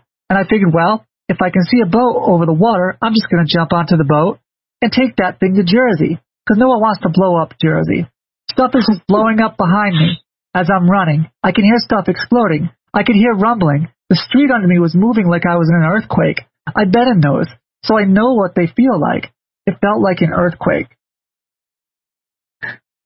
So what do you make of that, Dr. Judy, that person? She's describing what she was experiencing. One of the biggest things that jumps out at me with that is that I went home with bruises, all bruised that day. Thank God it was only bruises. She has stuff blowing up on her, and she only has some bruises. Yeah, that is interesting. She also had her hair catch on fire, but nothing hit her. Nothing hit her. And her coat caught on fire too, right? Yeah. She said instead of calling it a turnout coat, she called it a burnout coat. Right. It's on fire, and because the dust going up and blocking out the sunlight, you couldn't see where you're going. But she said, "Well, now she's a human flashlight because her coat was on fire." Now, wasn't that like you said? The coat was meant to repel fire, wasn't it? Mm-hmm. But it caught on fire. What would cause that? Well, it appeared to be fire. We're not going to call it fire. Right, it appeared to be fire. What appeared to be fire. Weird fire is what I've used because just something to mark it as not assuming it's fire. But it's something weird was going on. She also had her shoelaces appeared to go into spontaneous combustion. But she didn't get clobbered with any, she went home all bruised that day. Thank God it was only bruises. Yeah, thank God it was only bruises. Everything is, So there's. She doesn't describe being hit by anything. No, not at all. And she also said it was independent of where the towers were too. She said, didn't she? Well, it was going north. Yeah. So it's not like the towers fell on top of this and the gasoline was exploding inside the gas tank. It was. But she wasn't burned. Right. But they were lighting up. Yeah, her hair appeared to catch on fire. but she didn't talk about having been burned. There's also another Patrick Connolly, first responder, who, while one of the towers was coming apart, he tried to get into Building 7. He decided that wasn't a safe place and came back out, couldn't see where he was going. And then thank goodness the cars started lighting up because then he could see where he was going. That's the other one I was thinking of. Yep. Everything just spontaneously. He literally said that they spontaneously lit up and he could see. He said that. And that actually is a more precise term, lit up. He wasn't saying caught fire. They lit up. This weird fire issue. And actually I have pictures right along the path at about the time when he was walking up there. So these are the vehicles he would have seen. Right, there's a van with this weird fire on the side panel of the van. What's burning? It's not burning. It's something else going on. And you see all this unburned paper at the same time all around the vehicle. Yes, I'm looking at that photo right now, Dr. Judy Wood. And bushy trees. At 284. 284, yeah. Figure 293. It's got the glowing Cheetos around it. Yep. And you see the side fire on the van up there. What's on fire? Yes, and I, it's not fair for me because I know, because I read your book, and just because, like you said, it looks like fire doesn't mean it is fire. Right. And you see these glowing, I call them Cheetos, because, it's not a snack food, Cheetos. Oh, definitely. This orange thing in that shape, and it's sitting on paper, and the paper's not burning. Right. So just because it's glowing, hot things glow, but not everything that glows is hot. And an example I give in the book is a fluorescent light versus an incandescent light. One of them's hot, one of them's not. Very true. Fireflies glow. Well, they do glow, yes. But you also gave an example in the book of plasma as well.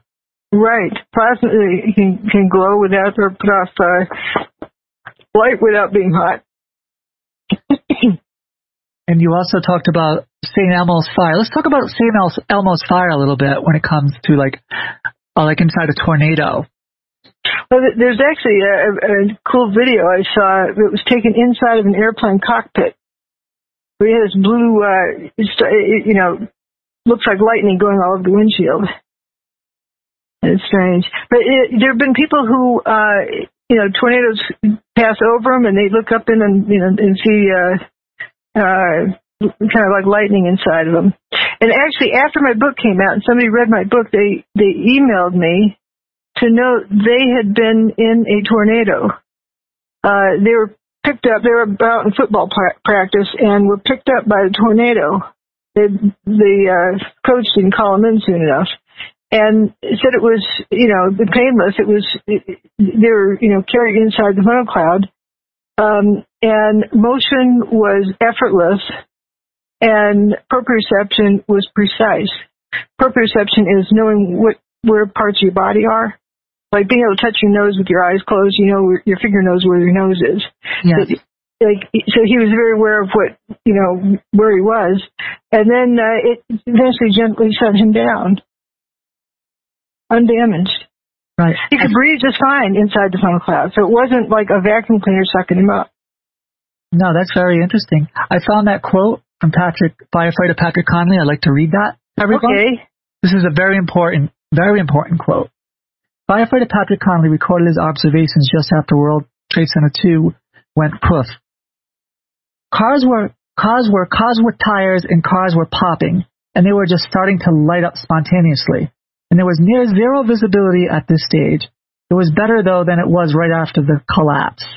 And then we walked up 2 blocks. We walked up there, was a hot dog stand there. We broke the window in the hot dog stand, took bottles of water, and we were washing our eyes because our eyes were burning.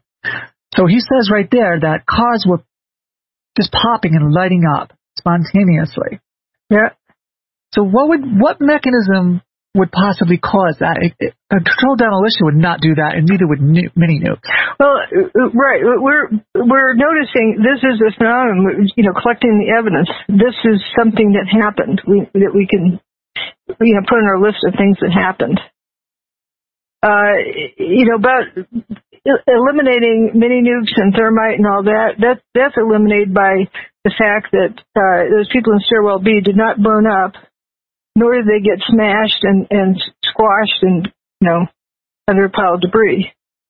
The kinetic energy, if you start with the destructive mechanism, not thermite, not, an endpoint. Is it this, is that? It's guesswork, pot shots in the dark. But looking at the destructive mechanism, this destructive mechanism is not kinetic energy. The buildings did not get smashed to death. It is not thermal energy. The buildings were not cooked to death. So something that cooks buildings to death, is out of the running. Something that smashes buildings to death is out of the running. That's the easiest way to eliminate those things. We're not going to talk about, item by item. What about pea shooters? Well, what about wrecking balls? What about, kinetic energy didn't do it. No, that's thermal energy. Thermal energy didn't do it. No, you can see that by the evidence that we've just covered a little bit right. of. And that's one of the biggest misconceptions that people make when I say, directed energy, and how I'm defining that is like giving directions. Or somebody directs a movie. They're telling people what to do. They're directing it. Well, energy was directed to do something differently than it normally does. Non-contact, something didn't, reach over and clobber it. It was instructed to do something differently than it normally does, and it was instructed to do it in a certain geographical area. So I call that directed energy. There's a whole category of directed energy, piece of technology. Now, laser beam from space, no, that's eliminated because that would cause a destructive mechanism of thermal energy, cooking something to death. The buildings are not cooked to death. So laser beams from outer space is eliminated because that's a thermal energy thing. I'm talking about just categories. Directed energy versus thermal energy versus kinetic energy.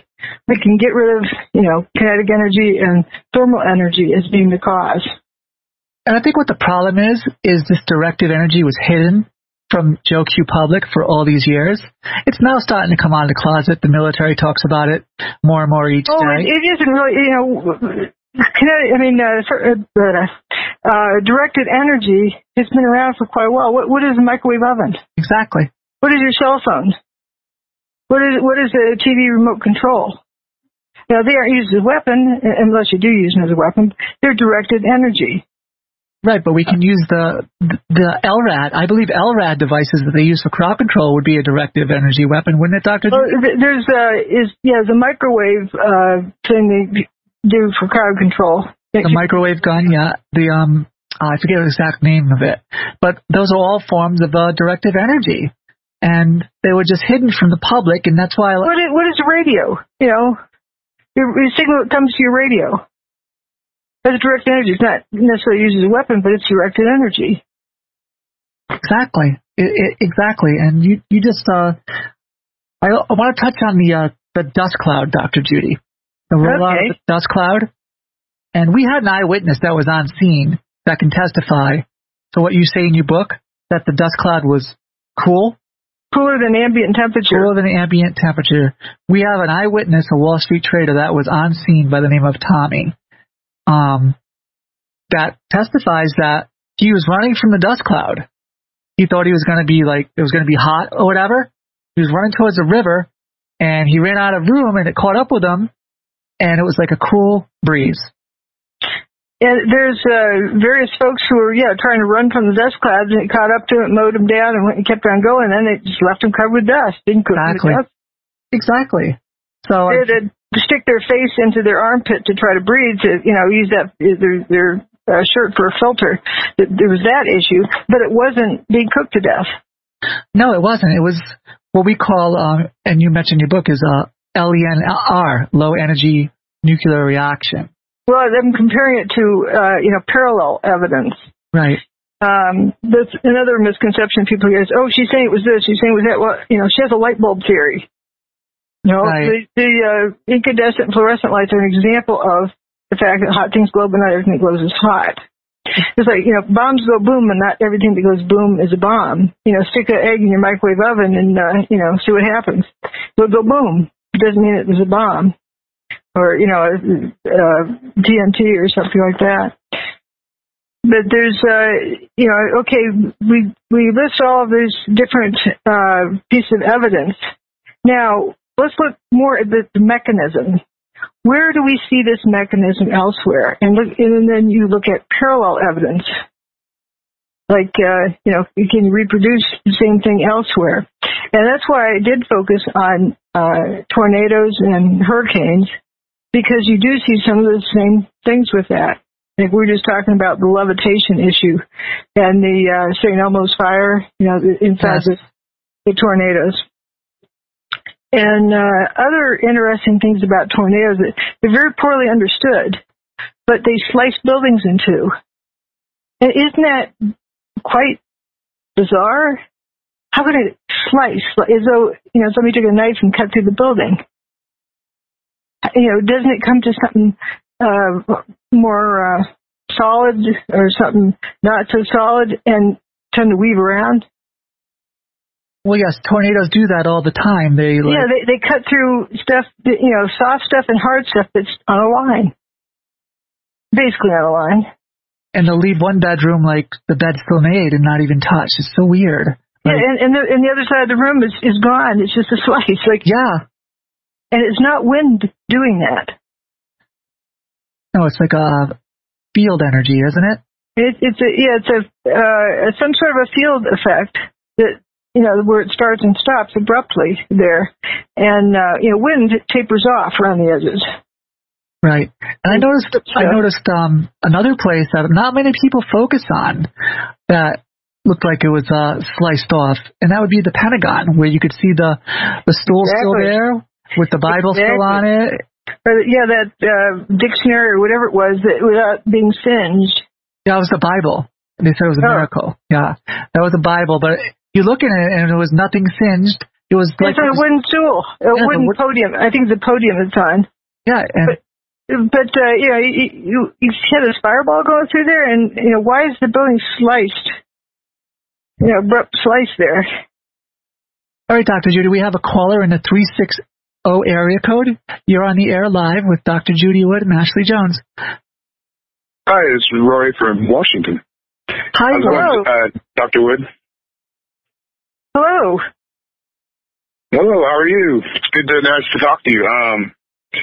First, I'd just like to thank you, Dr. Wood, for all of the work that you put into compiling this evidence in such a easily comprehensible form. This book is just amazing, and it really, I don't know, I just feel like it demonstrates kind of the same kind of effort that, the responders put forth to save lives. You're putting forward the same effort to, do the same mission. I really appreciate that.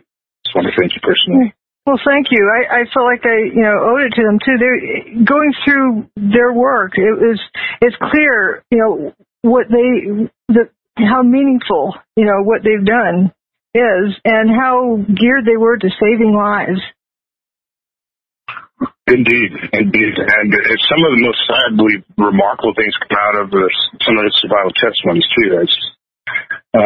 In particular, Ronald Coyne, and when in some of his interview, he talks about seeing a woman impaled into a wall. This totally reminds me of straw into the tree. Exactly. And then, am I misinterpreting this, or am I reading it correct? Like are people going through cars and hitting the pavement? It's mind-boggling. There's, strange things that are not of any normal experience. And what I came to realize too, maybe as well, is, these poor first responders who are asked to describe their experience, and they don't want to be thought of as a nutcase, but they want to describe what they experienced. And that must have been really tough. Like the one that, Renee Conley or Carol, that's who it was, who floated down the stairs. And you said, well, how could she float down the stairs? Well, she must have died and God carried her down the stairs. And she's trying to fit it into her model of the world. Yeah, but seriously, it's insane. But I'm noticing a lot of similarities too, and things that are noticeable and common across the board, such as like the turbine noises right in when the towers began to disappear. Yeah, and, like a freight train coming, or like airplane engines, or yeah. Yeah, it was, it's it sounded like a tornado then. Right? I mean, it's kind of the same sensation. Exactly. And there was David Henche described. He says it was like being picked up by a tornado. That's the way he described it. Right, and it set back down. And then, obviously, the toasted cars, incredible.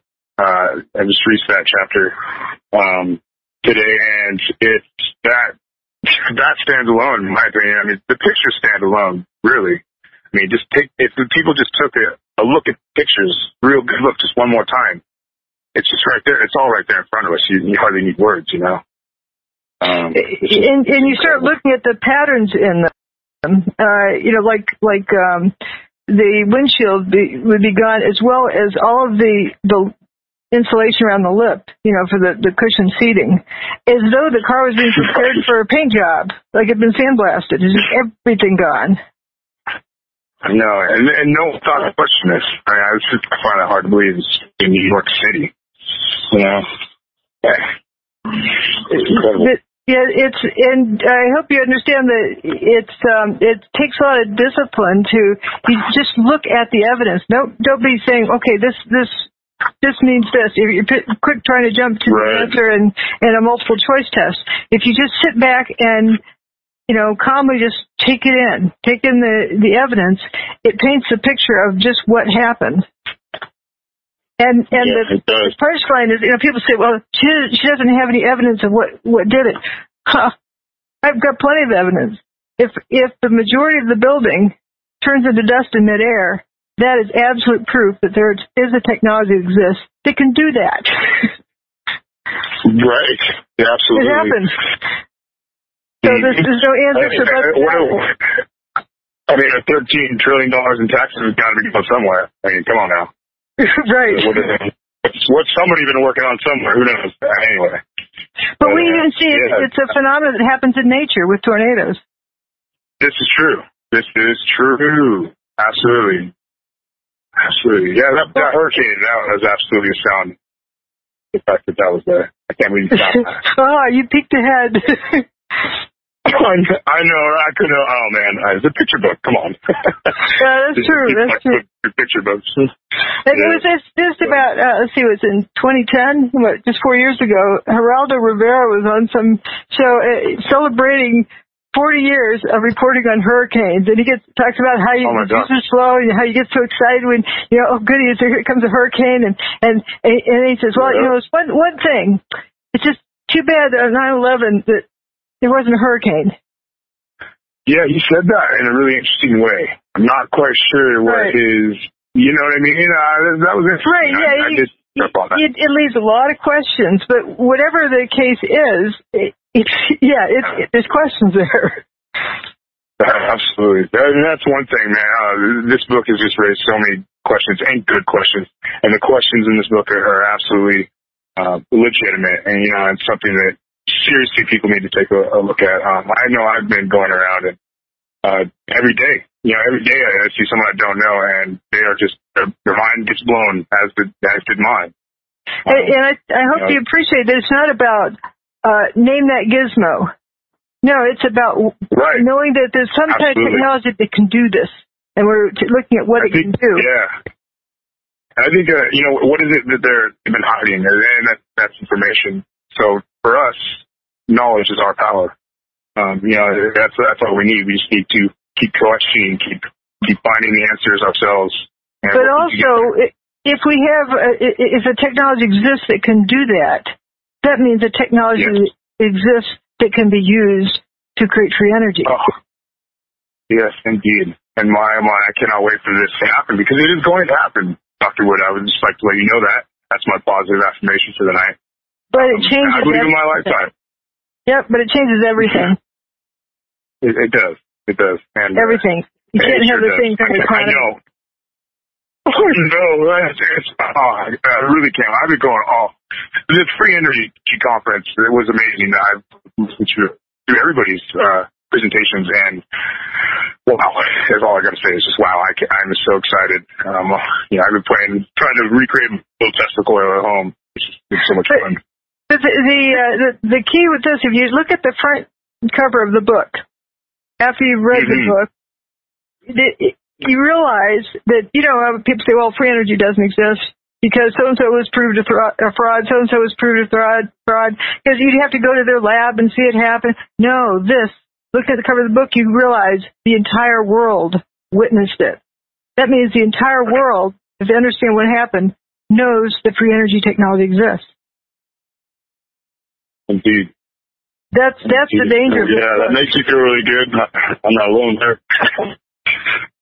Hey, Roy, this is Ashley. How are you? Yes. Hey, Ashley, I'm great. Thanks for giving me the opportunity to speak on your show tonight. Thank you so much for calling in. Since I heard you telling Dr. Wood you've kind of skipped around in her book a little bit, I was wondering, have you looked into the chapter when she talks about lathering?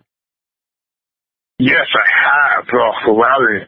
Yes, I have. That's very intense. It's very insane, and it's exactly what we saw. I was just talking with someone about 15 minutes ago, actually, about that. They argued that it was smoke, and it's opaque. And it just doesn't look like smoke to me. I spent some time with the fire service myself, and reading smoke and it's like, well, this just isn't right. So you understand that if it's smoke, you can't breathe because it's taking the oxygen out of the air. Right. Oh, that reminds me. Yes, and another thing I thought was really interesting is that their breath, it was stifled, but then as it was taken into their bloodstream, that's when they got their breath back, and that's very disturbing, but that's crazy. It wasn't smoke. That's what the one survivor and the second star. When he said he said I was just going to go until I felt fire. Yeah, that means a lot because he's looking at this smoke, not the smoke, but he's looking at the lather coming up the hallway, going, I'm going to go through that until I feel the actual flames. And he ended up making it out. It's and then the Proby. That was crazy. Him witnessing the justification on the third floor turned me on to that. To the day. Yeah. Yeah, he was there, I guess, a new one on the job, and was told to follow his boss, do exactly, what his boss says, and they got to some floor, and his boss said, drop everything, and then, stop, drop everything. And then, later they continue on, and his boss says, where's your face mask? Well, you said to drop everything. You got to get out of here. You don't have a face mask? Get out of here. So the Proby's heading downstairs. The poor guy. So he's heading downstairs, making it out, and he gets down to the third floor, and the third floor is turned to dust. And it's opaque. No light in it whatsoever, but he realized it was dust and not smoke. And he just made it out of the building when the building went poof. So it turns out that saved his life.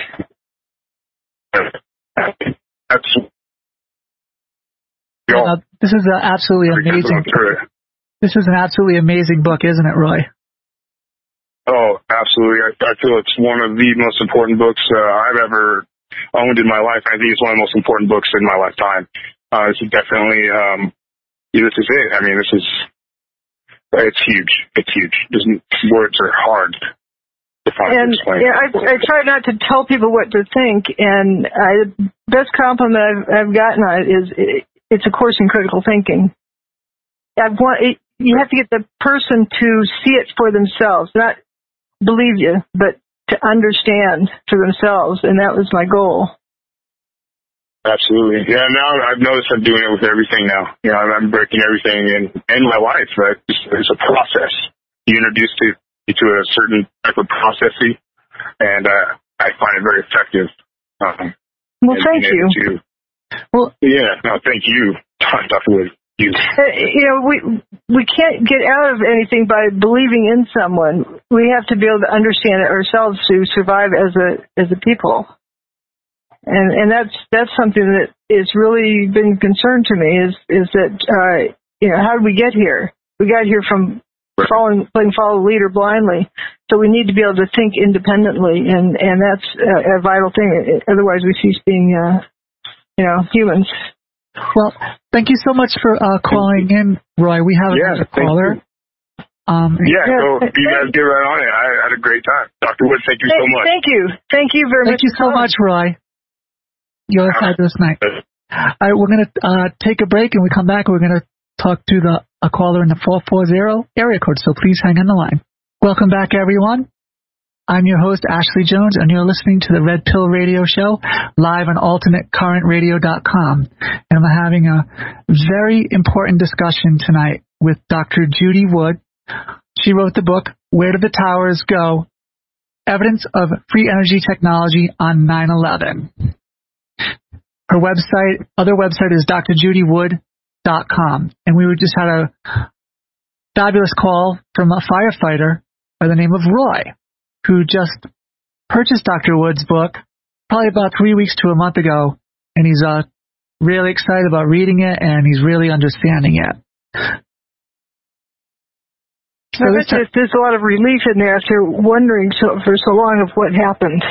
Oh, yes, I'm sure there is. So are you ready for take another call, Dr. Wood? Sure.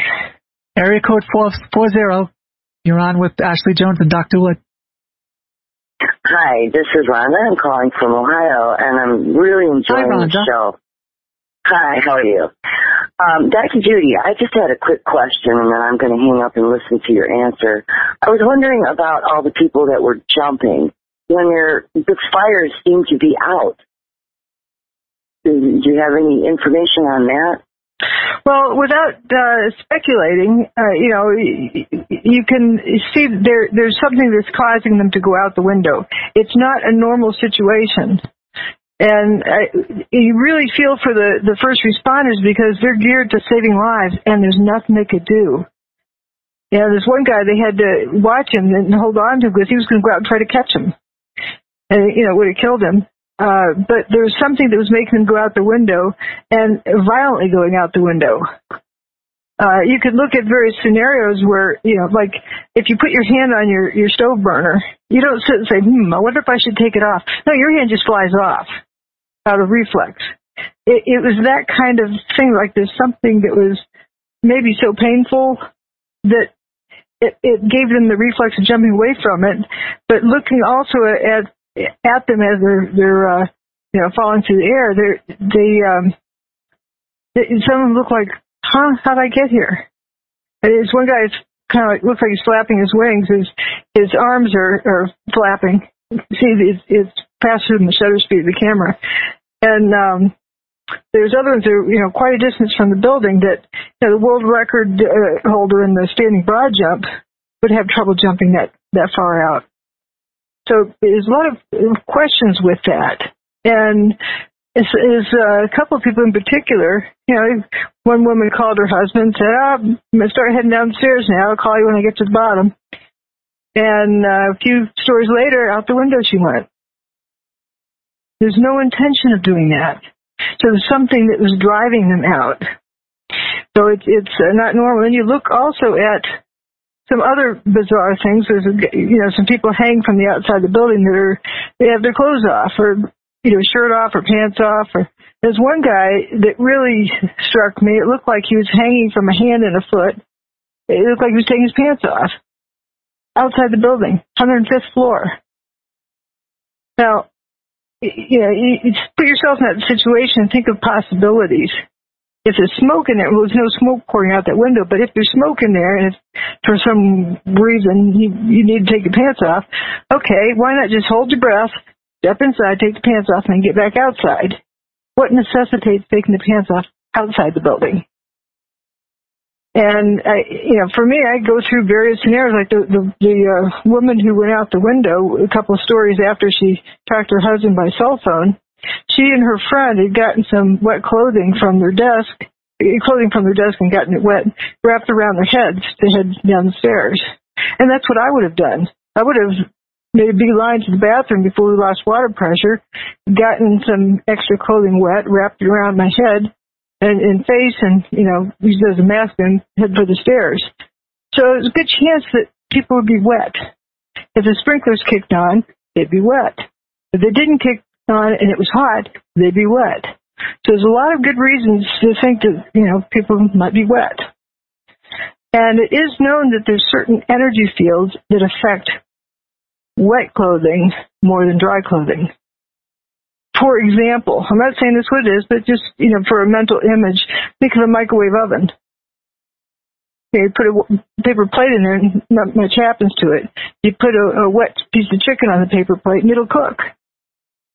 Or, water in a cup boils. The cup's handle still, you can pick it up. So there's also active denial system, I think you were talking about, Ashley? Yes, I'm actually on that page right now. Active denial system, yeah. Yeah, that used for crowd control, and it said that, wet clothing is many times worse than dry clothing. It doesn't help you. It fries, it makes you think that the top layer of your skin is getting fried. So if there's something like that, I'm not saying it was microwave, but, something like that, some kind of energy field was going on inside the building, it would make sense for what was happening. That they would have, if their clothing was wet, they'd probably want to get rid of it. And so they wouldn't fry so much. And then, why they would want to do it on the outside of the building, dangling by hand and a foot from the 105th floor. But anyway you look at it, it doesn't make sense for a regular conventional fire. Firefighters don't fight fires in the nude. They wear heavy clothing as a protective layer between them and the fire. So you wouldn't want to be taking your clothes off. You'd want to be adding more to it. So, Dr. Wood, I'm looking at page 32 in your book about the jumpers. Right? Okay. I'm looking at this picture of all the people hanging out the window. Were you describing that one man who's hanging on by one hand and taking his pants off? So I decided, he appears to be doing that. He appears to be doing it. Okay. So I decided to count how many people have their shirts off, and just by looking at this picture, anywhere from 18 to 20 people have their shirts off. And there's some that look like they have their pants off. Yes, it's just unusual. And there's one guy in, I guess it's a few pages back from that, where he's, it was page 28, where it looks like he's got, pant leg halfway off, and it's flapping in the breeze behind him as he's falling. Yes. It's a strange phenomenon. And, also, many of the firefighters said in all of their 20 years on the force, fighting fires, they've never once seen more than one person jump. And that person was jumping from the second story into a net. No, that is so true. Usually the people wait it out, especially in a building that big and so many floors. Yeah. Why would you jump? A metal frame building isn't going to burn up. No. And that's why a lot of people don't realize this. That's why the firefighters rushed into the building and the first responders. They had no idea that the towers were going to go away. But they knew how to size up buildings. And if they know a building's in jeopardy of coming apart or falling down or whatnot, they're not going to be running into it like that. No, they set up their on-site mobile headquarters in the lobby of the tower. So they were not afraid of it. The tower, But what's going to burn up? You get a steel frame building with steel pans, floor pans with some thin lightweight concrete poured in the floor pans. Right, and they're trying to tell us the official story that they burnt up, through office furniture or whatever. At first, it was the plane fuel they said it was that did it, but then that was proven wrong. It couldn't get to that, couldn't get there. That's kerosene. Yeah, your kerosene. Camping stove doesn't melt. Right, a camping stove doesn't melt. This is one of the things that I thought of that day. People were saying, "Well, it's the jet fuel," and well. Gee, when an airplane flies overhead, do you feel drip, drip, drip of the engine melting? If aviation fuel, burning melts metal, how can you have an airplane flying? Exactly. How could we cook on It's probably titanium. But also in the book is a picture of a kerosene tractor. And tractors run on kerosene. Yes, they do. And there's also a kerosene stove that doesn't melt either. Right. So it was something else going on that day. There's a lot of anomalies like that can't be described with conventional. If you, it's nothing. Okay, let's go back to the process elimination game. I'm saying, okay, what about thermite or what about nukes? Would that cause people to dangle from the 105th floor and take the pants off? No, not at all. How would they know that the building was going to blow up, 30 minutes from then? Yeah, they didn't. It wasn't, part of the repertoire. Most of them did not know. There were also, was it Kevin Cosgrove, who was actually on a 911 call when he went poof. He was talking up until that point. He wasn't burning up. No, the line goes I remember dead. there was another recording I heard. It was a woman, she was talking to her husband, and she was in an office still. And she said that that she was getting hot, but it wasn't. You remember what I'm talking about? Melissa Doy. Yeah. That was actually, when I first listened to it, I went, wait, this is a fake recording. There's a couple reasons to argue against that, because the Smith-Mundt Act was still in effect, which meant no government documents can contain fake information. They can have wrong conclusions, wrong interpretations, they can omit dates, but like Photoshopped stuff, or like a staged fake, thing. But also, this seems so fake, because she doesn't seem like she's hot.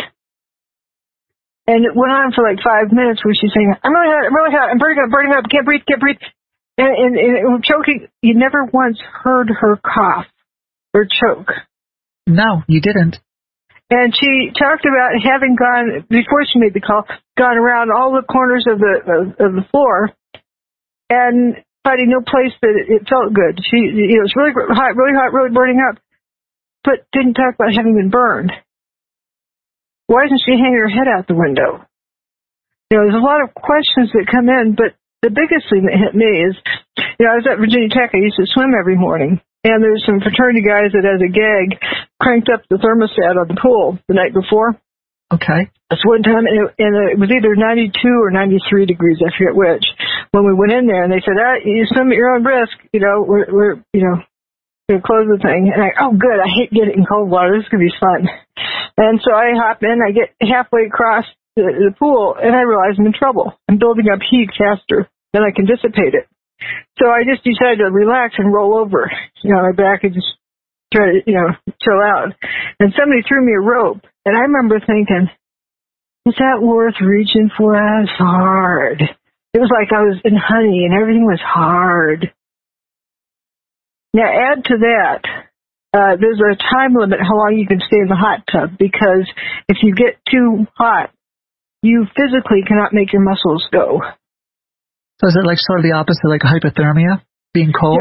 Yep. And so, then I re-listened to Melissa Doy saying, I'm really hot, burning up, can't breathe. Didn't stutter at all. It was very hyper. Now, if you've been, way too hot for 5 minutes, and I heard at least 5 minutes on this clip, that's how you'd be talking. You'd be having trouble making your muscles work. Yes. You'd be lazy, not hyper. Oh, I know. When I get hot, I'm very lazy. I don't want to do anything. And then that's when I started realizing, she thinks she's hot, but physically her muscles aren't hot. So, that's also consistent with, I'm not saying it's proven, it's consistent with, like the active denial system. I'm not saying that's what was used, but an energy field which makes the skin feel like it's burning up, but isn't cooking the body. Well, Dr. Judy, the active denial system can be used for lethal purposes, not just crowd control? Right, well, yeah, if you crank it up. But even without cranking it up, like there's these video clips where the reporter is testing it. He's testing it behind a mattress, whatever. He's saying, let's see how long it can stand there. 1, 100, 2, he runs.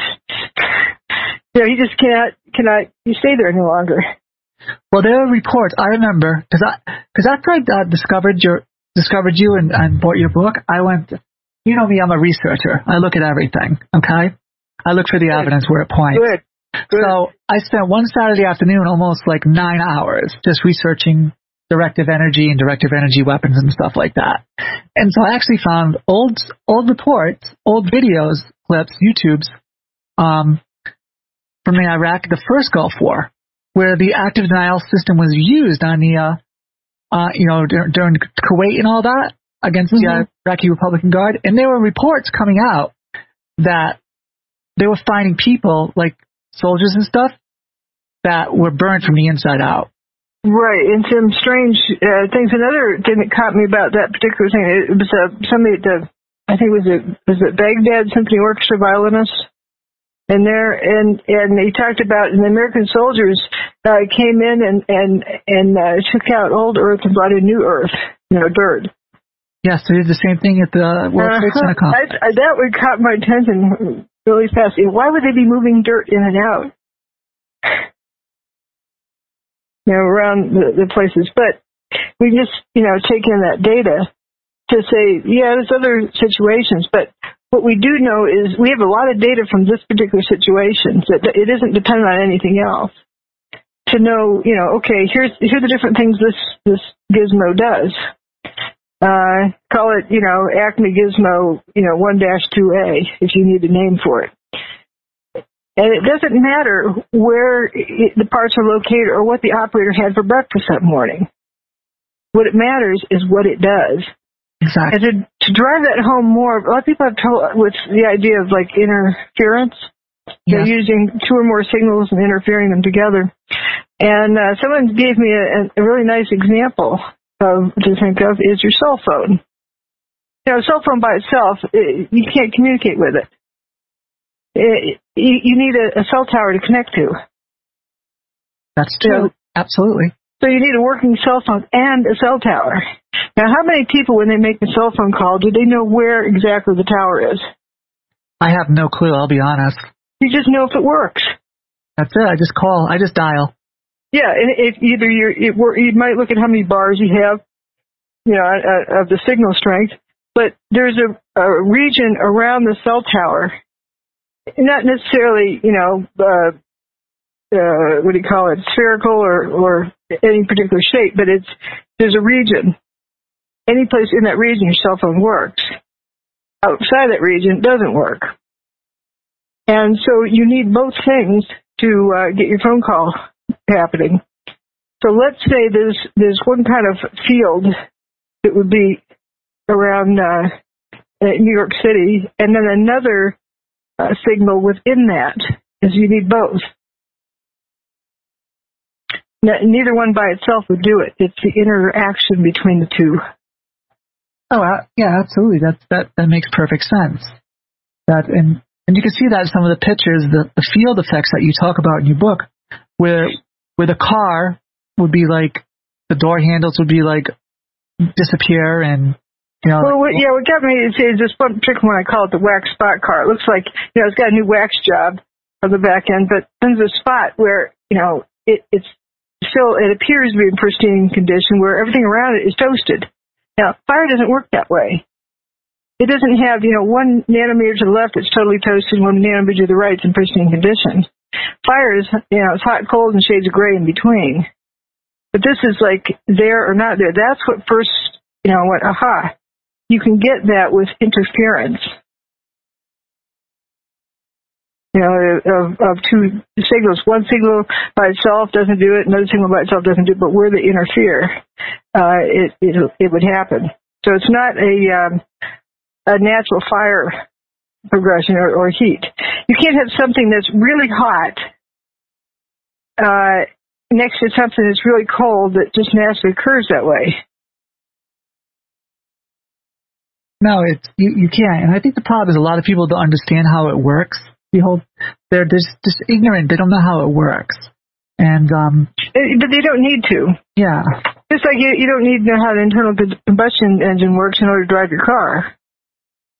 Very, very true. You know, you turn the key and it goes, and that's what matters. Kind of like the cell phone, it works or it doesn't work. And here we're looking at what this thing does. You don't need to know exactly how it works, but you can see that it does these things. Like, seeing a building turning into dust in mid-flight as it's going through the air. You have chunks of steel trailing lots and lots of dust. Yes, you can literally see the and steel. then it's like how it melts away and it runs out of steel. Yeah. What really got my attention, the first thing that got my attention was watching that high-definition clip of the tower coming apart in slow motion. And I could watch the steel beams just disintegrate in midair. When it comes down the corner, you can see that it's like a white stick that just... And you're not going to tell me that the dust, past the steel beam, went faster. No, definitely not. No, I watched it. And you can just go to YouTube. For the listeners, just go to YouTube and punch in high definition World Trade Center, they'll call it collapse, and punch in Dr. Judy Wood, and you'll be able to watch it. You will be amazed, I promise you. There's another interesting clip of it referred to as the spire. It's those core columns that remain, for a few seconds after the tower goes poof. And you see blue sky all around it, and then you see this thing kind of just, faint into dust. In your book, you have a frame-by-frame shot of it. And my detractors like say, oh, well, that was dust that settled on it, and then it shook the dust off of it and fell over. Well, how does dust settle on a vertical column, and how does it settle instantaneously? Then they say the dust hangs in the air because it's so fine. Well, if it hangs in the air because it's so fine, how does it settle on the thing? No, that's so true. So you can't have it both ways. No, you really can't. We're going to take a quick break, and we're going to come back with more with Dr. Judy Wood. Welcome back, everyone. You're listening to the Red Pill Radio Show. I'm your host, Ashley Jones, and I'm having a very important discussion with Dr. Judy Wood. And at this time, we're going to play a quick clip. We call it Collapsing to Dust. I'll play it. Okay. I'll play it over my microphone. Let's see.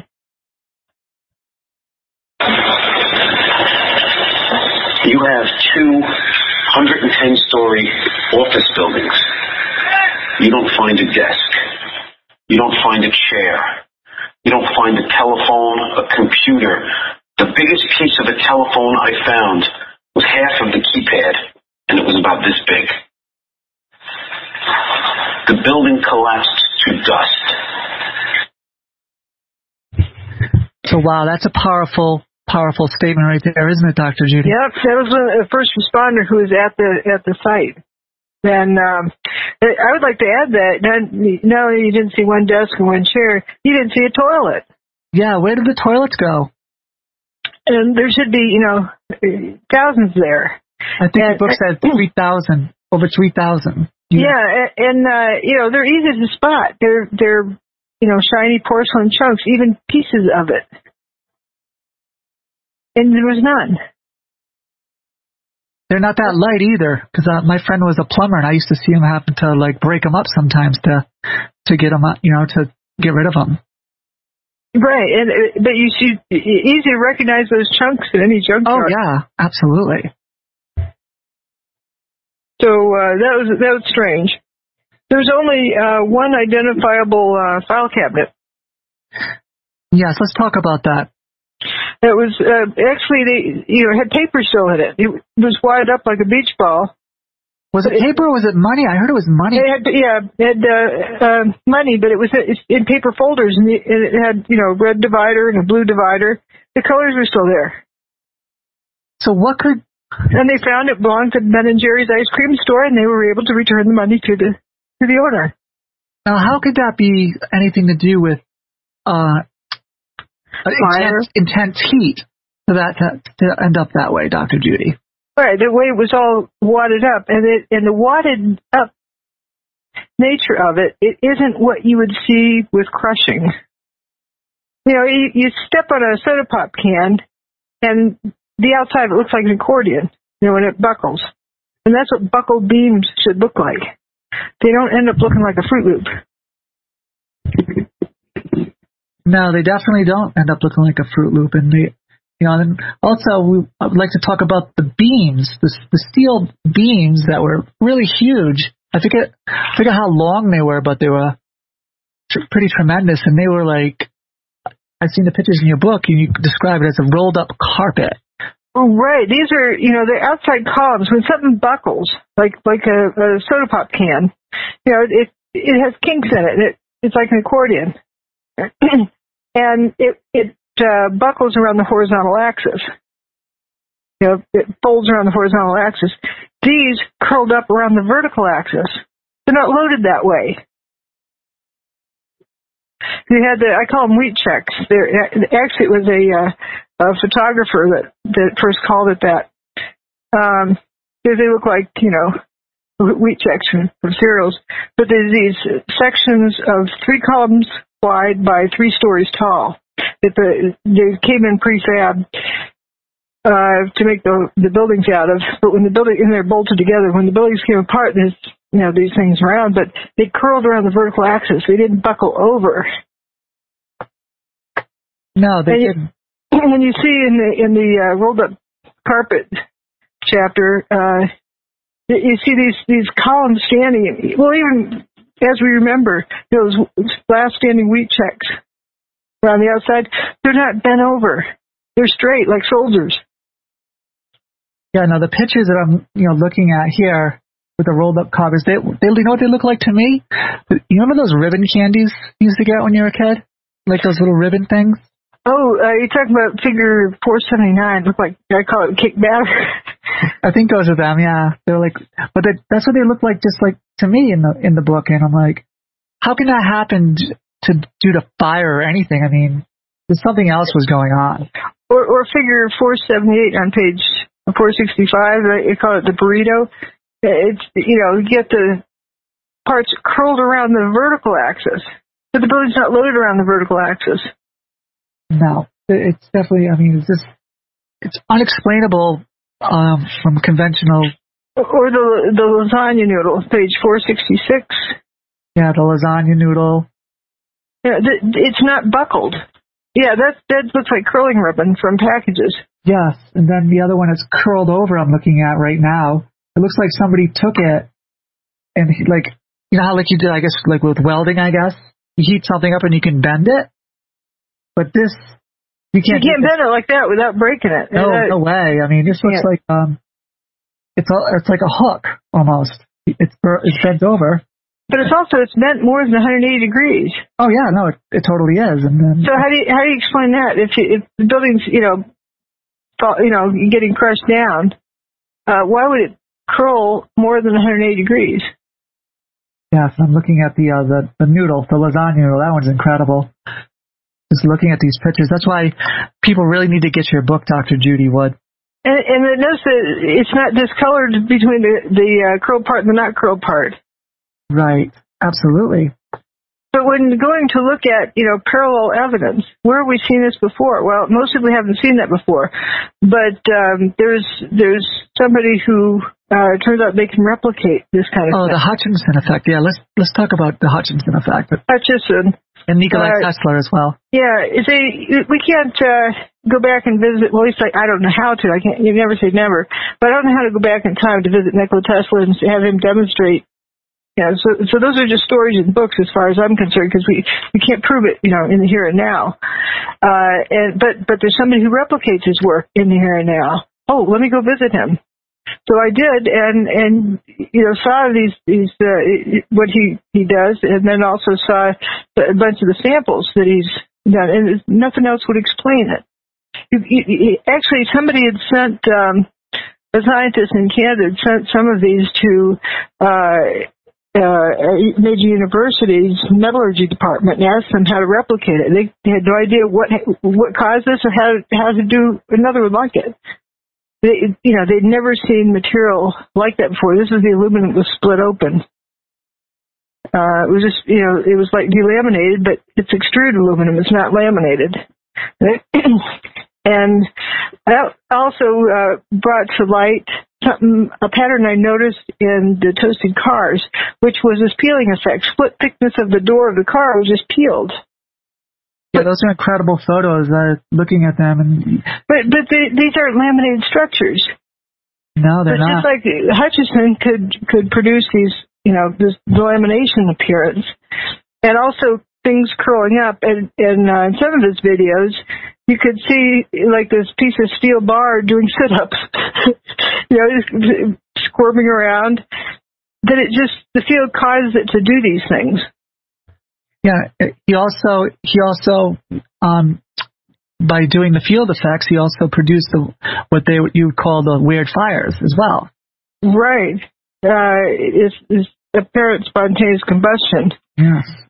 And I understand these lifters that folks make, when they unplug them, after they've been where they are for a while, they get spontaneous combustion appearing where the things have been operating when they turn it off. So that's kind of interesting. And I'm also looking at a picture here of levitation that John Hutchison did. Levitation of water. Now, levitation of water. Say, he puts it in a cardboard box. How do you do that with water? Yeah. How do you hold it to the roof of the box, turn the box upside down? It doesn't make sense. No, it doesn't.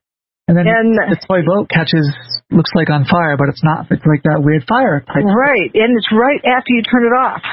Right after you turn it off, just like all the cars in the parking lot next to the World Trade Center. Yeah, lighting up. Right, then Patrick Connolly talked about how he couldn't see his hand in front of his face because the dust that went up blocked out all the sunlight. And then, thank goodness, the cars started lighting up because then he could see where he's going. So we know the timing. So the tower's dustified, dust goes up, blocks out sunlight, and then the cars light up. Like right afterwards. It's not during, it was like after. Another thing that was weird about that, what happened to the cars and stuff, there was a picture in your book, it looked like a parking lot where these cars were like under the water for like couple hundred years because they're all rusted out and stuff, but this happened very quick. Oh, you even got pictures of those cars while they're being toasted. Yes. In the parking lot right next to not too far from where the towers once existed. And it isn't all the cars either. It's just, different ones here and there. And but we don't have enough data to say this brand of car, not that brand of car, because it may be this location and not that location. So you need more study before you could draw any big generalities. Like every single car on West Broadway was toasted in some way. But the next street over, didn't happen. And that would correlate with the field effects, wouldn't it? Well, there's something that was, the interference was happening one place, not another place, but we know that different things happen in different locations. Well, just like a tornado will like leave a house alone and then grab the next one. It's the same, almost the same type of scenario, isn't it? It's also material specific, and there's something else that I noticed a pattern. Why the cars, not the street signs, not the buildings next to them, not the bushy green trees, leaning over the cars, just the cars that got toasted. And then you notice the pattern, they're up on rubber tires. Right, absolutely. So if there's some sort of charge building up in the environment, they can't discharge it as fast as it's building up.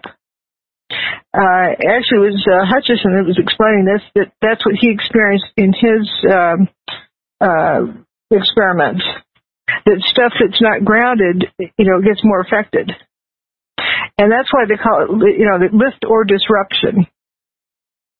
It means, levitation or, dustification.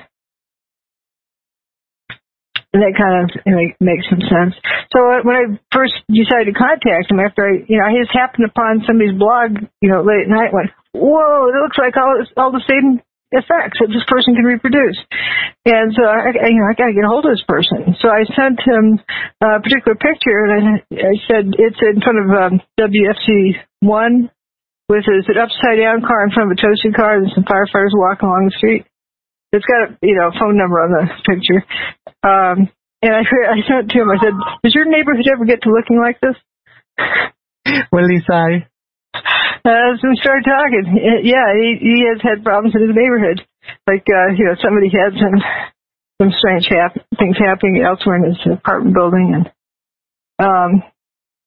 but it's a curious thing. You're curious about what this world is like that we live in. It isn't just what we've been fed. There's only electricity and magnetism and gravity. But what happens when you mix them? And it turns out everyone kind of remembers in their youth, whether it was in Cub Scouts or whatever, that if you get a wire and coil it around a nail and plug it into a 9-volt battery, voila, the nail is now a magnet. Yes. And as Tesla discovered about hydroelectric power plants, you move a conductor through a magnetic field and voila, you get electricity. So we know those two things are related. It turns out they're also related to gravity. Boyd Bushman, who got, essentially 3 rocks that look the same, hollowed them out inside. In the middle one, the control, put, non-magnetized metal. And, the one on the left put magnets in where they're fighting each other. A stack of magnets, they're fighting each other. And then the one on the right put the magnets in there where they're stuck to each other. They like each other. So one has, stuck magnets together, and the other one, they're fighting as the non-magnetic one. And it was consistent. You drop those off the highest building on campus, guess which one hits the ground first? Consistently every time. The one where the magnets are stuck together and the one where the magnets are fighting each other is the slowest to hit the ground. What that says is magnetism affects gravity. And if electricity affects magnetism, then electricity can affect gravity. And there's been studies about, charging wingtips of planes to make them fly faster. Really? I never heard about that one. That's T. Townsend Brown was doing that sort of thing in the 50s, so it went underground. And actually, Hutchison has tried reproducing Thomas Townsend Brown's work by putting a charge to this little toy UFO. Okay. And you see it with the direct connect wire, high voltage wire. And, the trolls on the internet take out the audio track and say, see, he's trying to do levitation with the string. No, he was putting high voltage into the UFO. And that's a fascinating video because you see this thing going through these weird contortions. You can't dangle something on the end of a string and have it do that. Zip to the left, stop, zip to the right. It reminds you of what you see of, the fake, or the movies about UFOs, how they fly at some speed and then instantly stop. Yes. It does that type of thing. That's amazing. If it was dangling on a string, it would be, like a pendulum back and forth. Right. But it also, when it bounces off the ground, it looks like it flashes out and springs back up. But of course, you need more data than that. But he was trying to replicate the work of T. Townsend Brown. Well, I'm charging the thing to make it do something different. Well, I'm also looking in your book on page 352, Dr. Judy, where it talks about George Pickett and his experiments with the silver balls. Let's tell our listeners about that. It's a very interesting experiment. This is just over 100 years ago. He has this globe where that produces a static field, and then he has electrical plate somewhere with some Leyden jars, and then he's got some steel balls that are suspended. And that is essentially what Hutchison does. He creates a static field, and within that interferes various radio frequency signals, like microwave. And voila, these things happen. And George, of course, you can't get a patent on Mother Nature, but you can get a patent on a gizmo that uses, those concepts. Yes. And so this was over 100 years ago. Why don't we hear about it? I can think of a couple reasons. Now, another one we don't hear much about is Coral Castle. Ed Leavescound built it. By himself, this little, 100-pound guy or 120-pound guy has these 15-ton stones that he lifted and put into place. He built himself a castle. Then he quarried those rocks. And then he decided he wanted to move 10 miles away, and he took the whole thing apart, and a friend was going to help tote them over to the other place with a flatbed truck. And he said, I just leave the truck here. I'll load it up by morning. And he came back 20 minutes later, and this thing was half loaded. And, he wouldn't work in front of anybody, and I can appreciate that.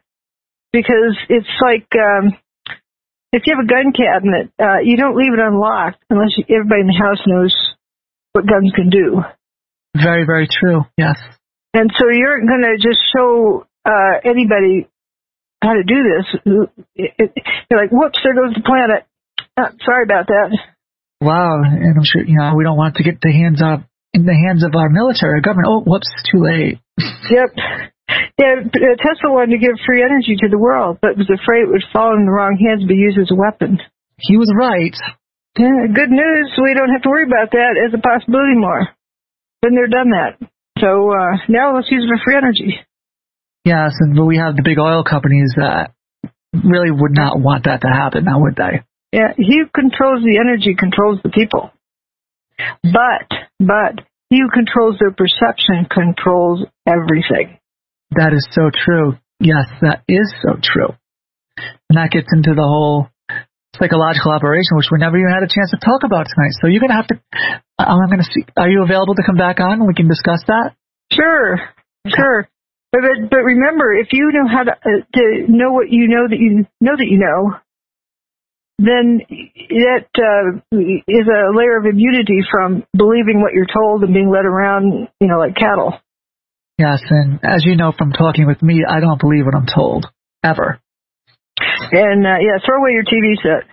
Richard Hall, recently I watched a presentation he gave. He says, if you think this and this, throw your TV set out the window. If you think such and such, throw your TV set out the window. He kept inserting that every once in a while. It was funny. Who did that? Who was that? Richard Hall. He's a British guy. Okay.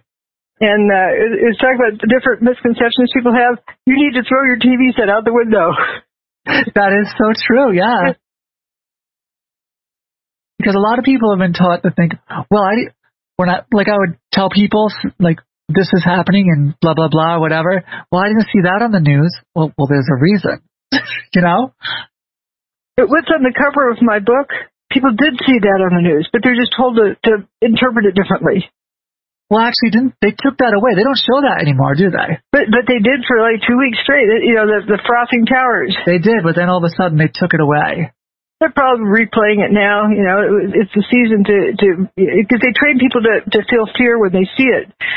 And when I brought out my billiard ball analogy, or the example of mental exercise, if you apply that to these buildings, people are too trained to see it as a horror scene, and they can't think because they still have that reaction to those pictures. That's why they can handle it with billiard balls, but when you apply the same thing to, flying dead bodies coming out of the building, and you get these, dust coming all over the place, they see what they're trained to see. Yes, the law of physics all of a sudden changes. The law of physics all of a sudden changes. It becomes possible, right? Because it's too terrifying to see, what's really there. It's something they haven't seen before. And here's another thing that people often say is, well, the majority of the people believe such and such. Well, the majority of the people at one point thought the earth was flat. Does that make it true? That's very, very true. Yeah. Popularity does not, make something factual. Usually you go the opposite. Right, it means something is a better psy-op. That's all it says. Yeah, I usually go the opposite direction. It was Mark Twain's quote. If it comes a time when you find yourself in the majority, it's time to pause and reflect. Oh, absolutely, yeah. I totally agree with that. And just like an illustration, I was watching what was going on in Ferguson live stream, and all the other reporters that would listen to the police and let them corral them to this one parking lot. And this one reporter from Vice News says, they're all being corralled over there. I'm going this way. And he did. And he didn't get, stuck up in their dragnet. But there is a problem with it, and maybe we should save this for another show, with all media, not alternative media, not network media, but all media. Oh, absolutely. In our culture, it's driven on profit or on, finances. And if you want your show, financed, you need to feed the public what they want to hear. That's the problem. Well, because they've been trained, it's like an entertainment for them now. It's entertainment. Right, exactly.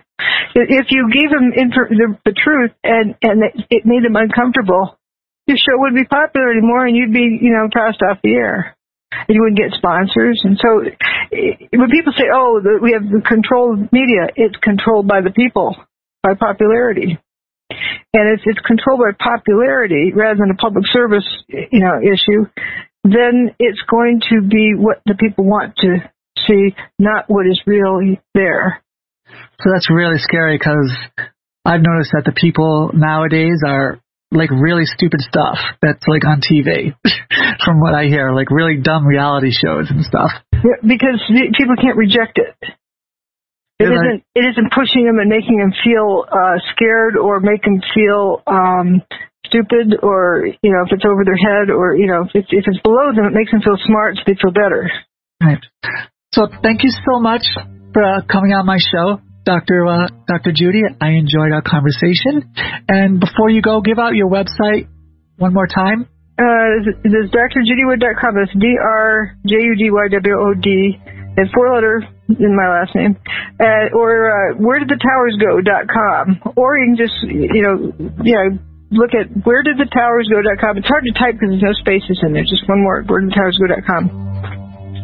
And I promise you, buy her book, because like I've been saying since I met her and read her book, it's the most important book since the Bible. I guess I'd have to agree, because it changes everything. It changes your whole paradigm. And so you bet it's worth covering up. Oh, absolutely. Well, thank you so much, and have a good night, everyone. Thank you. Thank you, listeners.